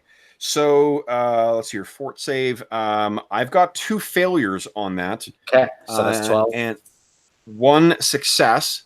Okay. So no damage on the success. But so this is listed. What's listed there? I'm wrong about that. I'm almost. It's a basic save, and I was a dummy and couldn't read, so I put the basic save stuff incorrectly. Cool. Okay, so then yes, that means there are 2 of them that take 12 points of damage. Cool. And because they are partly out of the water and they're not fully submerged as well, I'm not. Whoa, one of them's gone. Okay. That one is gone. Because remember on underwater things, they get resist like acid, fire, and something else for 5. Yeah. Right? Yeah. And then the one that did make the save still takes 6 points of damage and is fucking consumed. Oh, excellent. What is your burning hands? Just like the classic gout of fire? For some reason, the way he learned it, it's green, weird green color. Yeah. Which he doesn't like, but he can't figure out how to make it red. So it's just, it's like every time the kid's like, God damn it. Have you checked your router? I don't know. Something's wrong. But anyway, burn. Nice. So these things are consumed by green fell fire. Okay, so that means I have 1 action left if I'm doing this math correctly. Yep. So there's a 3 for the drain and then 2 for this. So in Sergey Vane's paralysis, he literally has no motor function. Nope. I can't hand him something, right? Okay, great. So I am going to step. No. Okay. One thing yes. I don't know. Were you intending on feeding him the potion? Well, it takes. I know it's going to be 2 actions to do that, so I was. So here's what I would rule is. So there is a thing called like there's a function of interrupting actions, and basically it makes you lose one of them. That's how spell interruption works.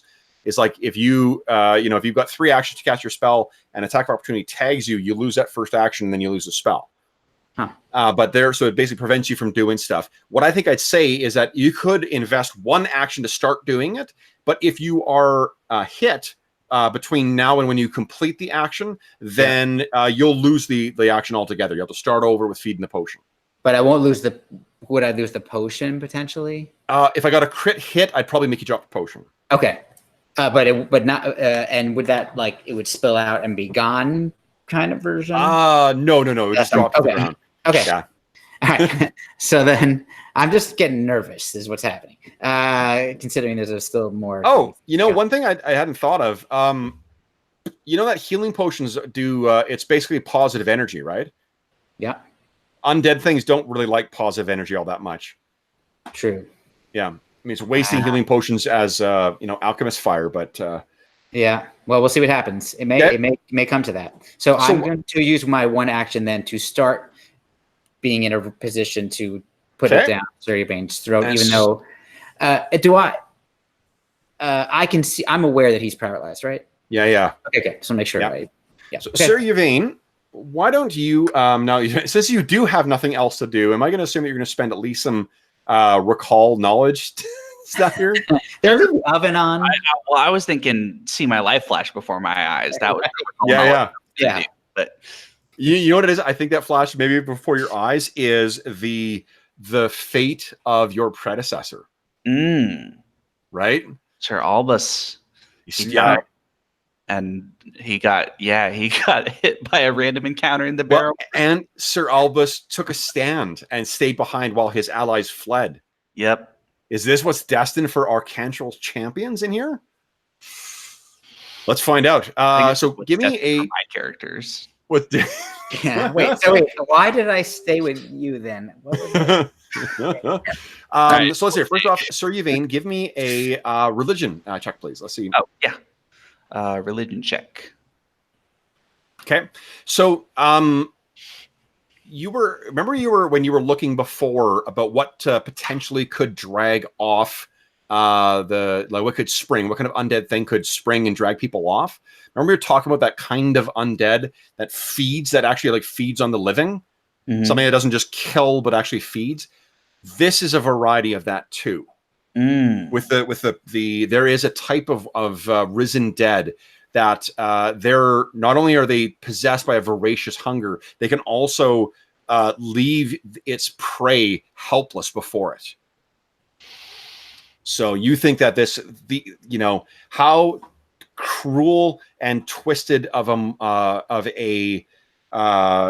entity must these things be to raise hounds and then infect them with unceasing hunger.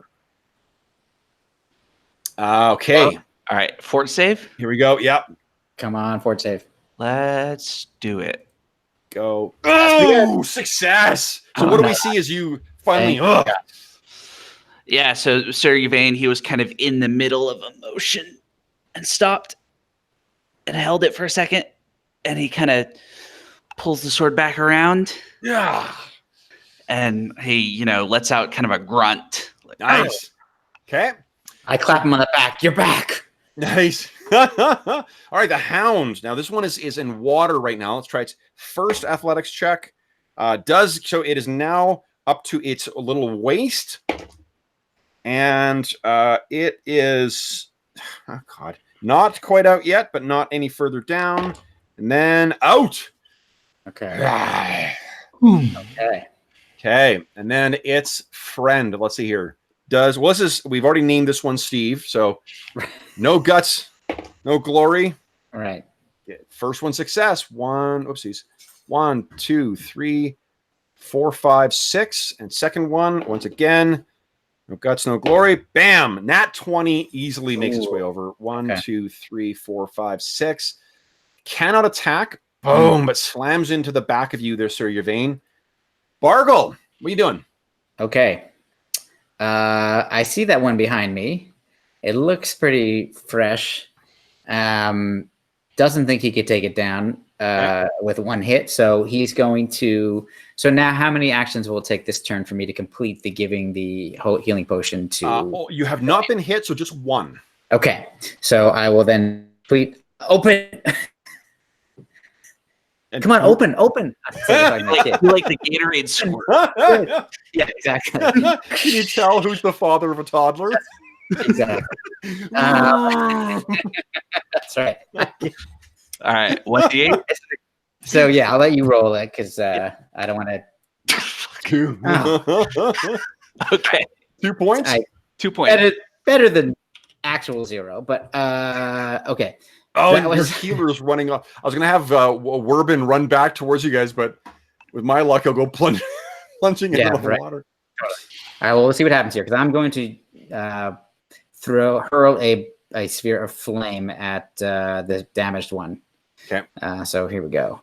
Here it comes. No, not quite good. I do have a hero point. You have a hero point. I am because I so mid.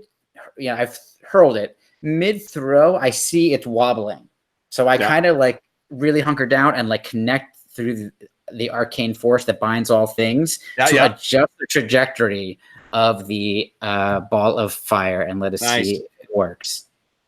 Yes! Yes! So what does it look like as it scours through this thing? Okay, so this time it sees it coming. Yeah. So it like starts to turn away, and it just drives itself right up this thing's ass, and just, nice, and just like covers it in flames as it's trying to run inside. Wow, and and it's with the crit hit, it's on the ground smoldering too. The persisting fire, so it's this little burning dog smelling. If you think wet dog smells bad, undead burning heap of dog. It's terrible. Yes. So that was only 2 actions, though. You still got one more. Yeah, that was only 2 actions. Let's see. No, sorry. You used the first one to get the potion. Right. Yeah. And so, which one were you targeting, Barkle? Whichever one I just killed is fine with me. Okay. Oh, sorry. Were you targeting the one that was injured already in the water, or the? Did he have that's fine. cover in the water? That's fine. You saw. I think you reacted instinctively. You saw that one coming around behind you, and you. All right, thanks. Yeah. Okay. Sir Yvain, what are you doing? All right. Your muscle control is returned. Up into contact. Let's do some melee hits. First one. Oh, big hit. And I think that is it. What does it look like as the last of the pack goes down?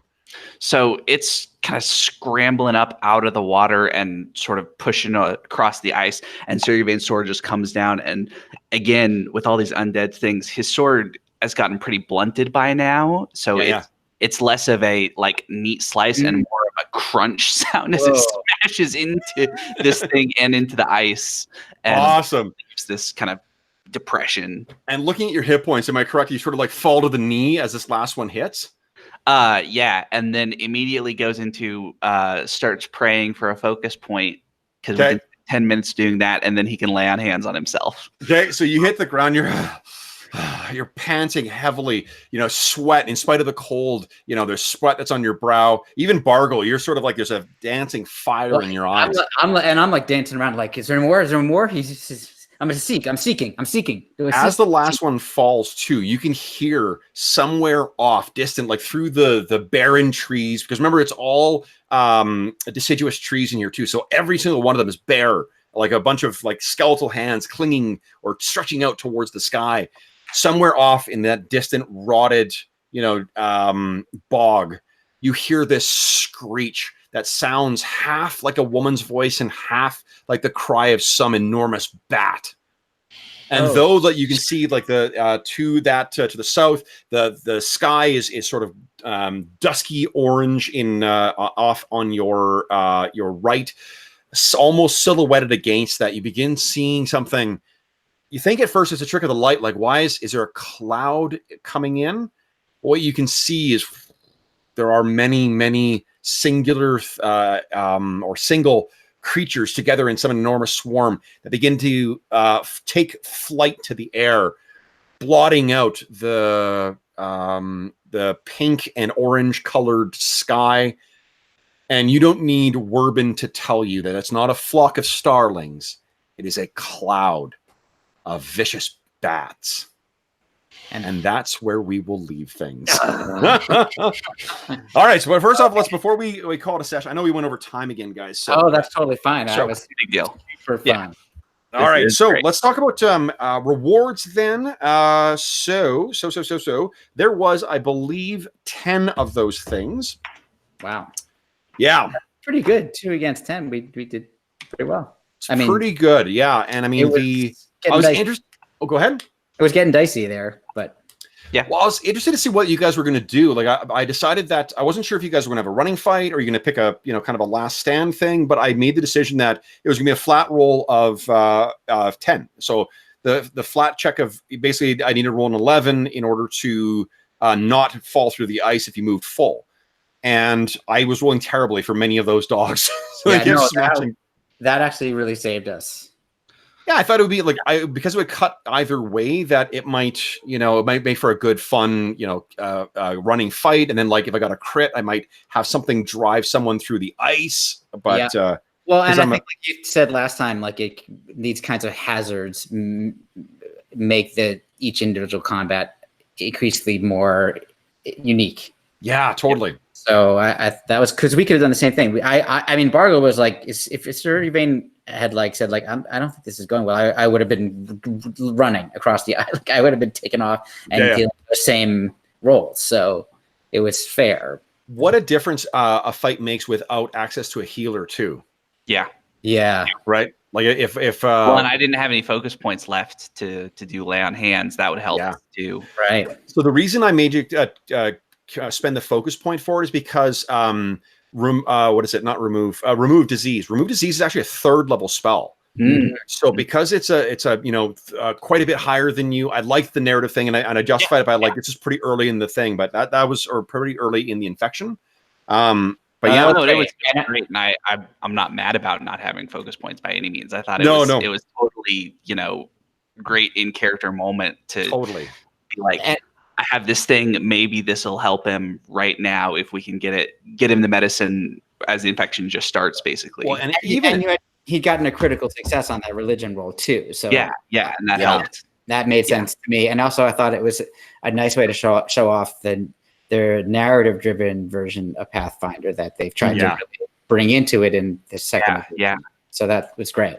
Yeah, I completely agree. And in fact, I'm going to give you a what do they call it? It's a moderate accomplishment for that, because you cured that. So you're going to get the 30 XP just for that alone. Nice. And then these things, you're level 3. Wow, guys, you are making off like bandits today. Awesome. You guys each gain 230 XP. Wow. Between the accomplishment and fighting off successfully that wave of ghouls. Now that would have been in comparison or in to give you context for how difficult an encounter the rules tell us that is, that would have counted as a, where is it here? Where is it? Page? Maybe if I keep saying it out loud, it'll appear.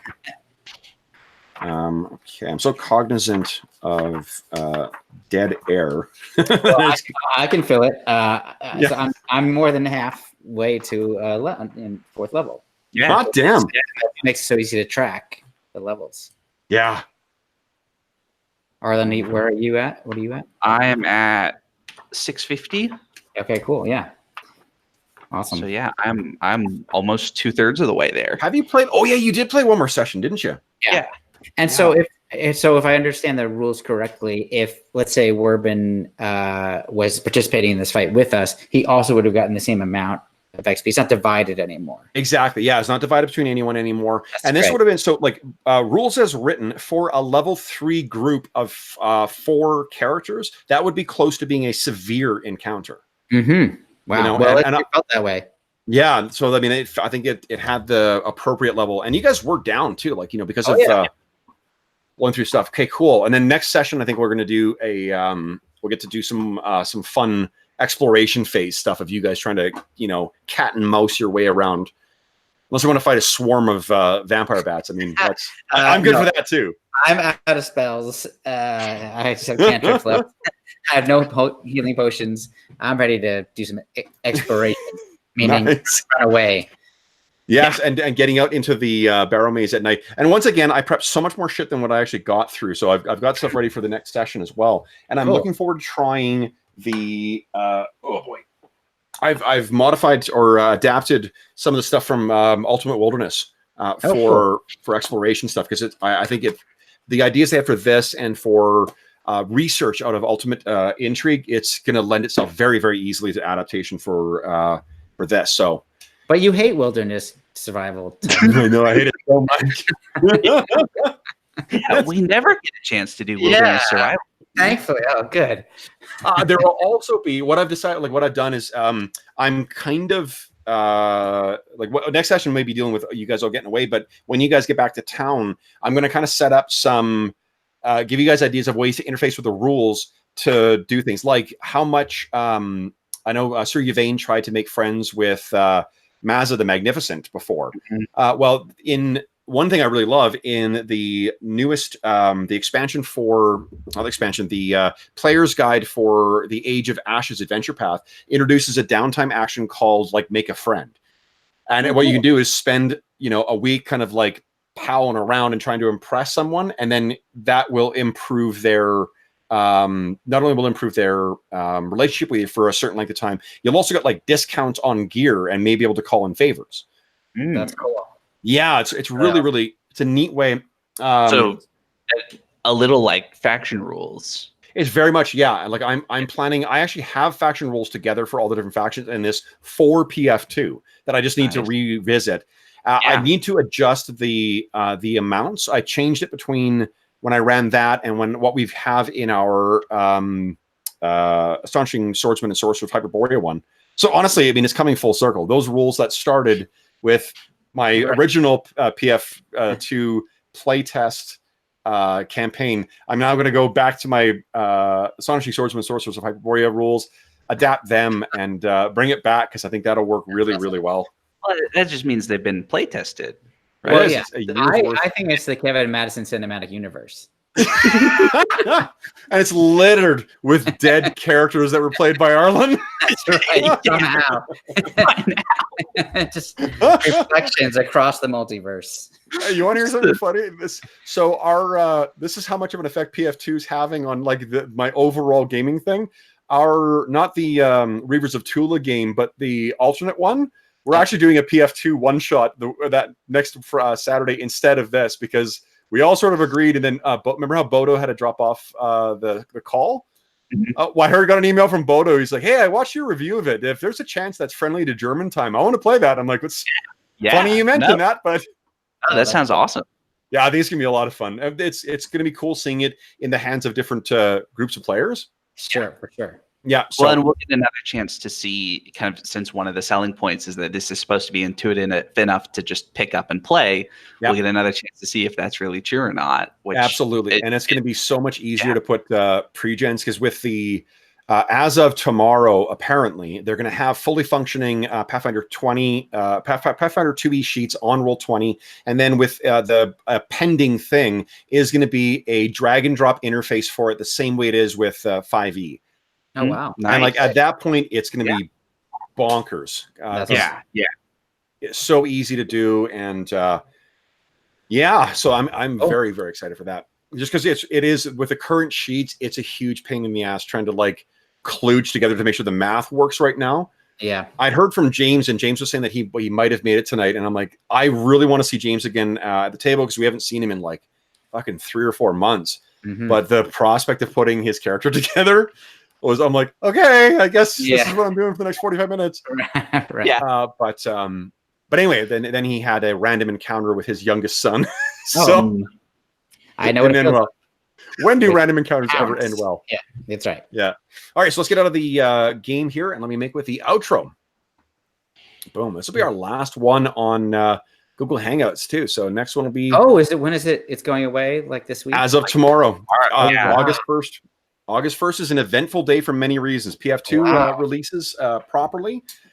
And Google Hangouts, or the way that you stream currently, or the way that we've been doing it on YouTube, that goes away. So wow. Okay. Yeah.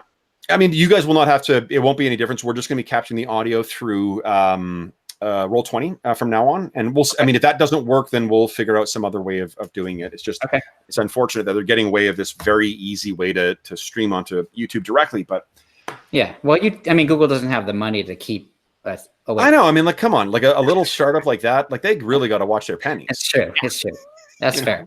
And it's not like they have a history of this halfway build a product and then abandon it at some point. No, just never. They're all about follow through. I certainly don't have a gaping hole the size of Google Plus in my heart. That's right. Yeah. Oh my god! And I think it's only gamers who really cared about that going away.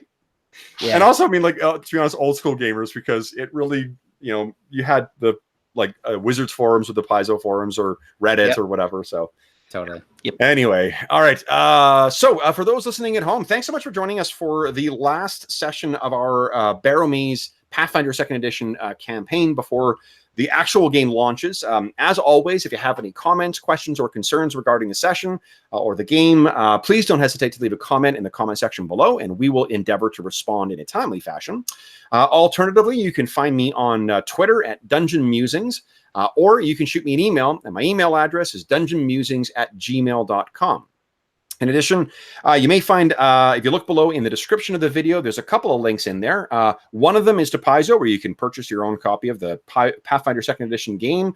There's also a link through to Drive-Thru RPG, where if you are enjoying the Barrowmaze complete content, you can get a copy of that there. Now, while this is not written, obviously, maybe not obviously, it's not written for Pathfinder 2nd Edition.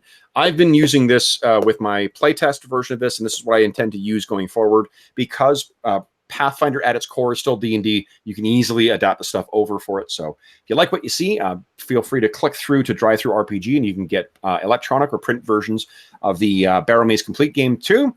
And the last link you'll find in there is to something called Heroes Save Villages. And that is the charity fundraising campaign that we run on the channel. We don't monetize the channel in any way. We don't run any ads. We don't run a Patreon. The only thing we ask is if you did enjoy the content and you are inclined to toss some GP its way, that you consider clicking through to learn more about the Heroes Save Villages campaign, which benefits the SOS Children's Villages International Charity. It's a really terrific charity that benefits over 80,000 orphaned and abandoned children living in over 130 countries. And all money donated goes directly to the organization to help them do the work they do to help provide stable, supportive, and nurturing environments for kids who would otherwise be living pretty awful existences. So I don't want anyone to feel obligated to go through, but if you did enjoy the content, I just ask that you consider clicking through and learning a little more about SOS Children's Villages International and see some of the options we've got for rewards, which I still need to update. Now that I got to switch over, I had intended to have that ready to go with the new rewards come August 1st, but with the changeover to OBS, I'm going to have to push it back a couple of weeks because why would life be easy for streaming? I mean, come on. Anyway, so last but not least, though, I want to thank my players. Jeff, unfortunately, didn't make it to the full session due to critical failures on his computer's check. But Arlen and George, thanks so much for joining me today, guys, and letting me sick some ghoulish dogs on you guys. Thanks for running it. It was super fun to play. It was great.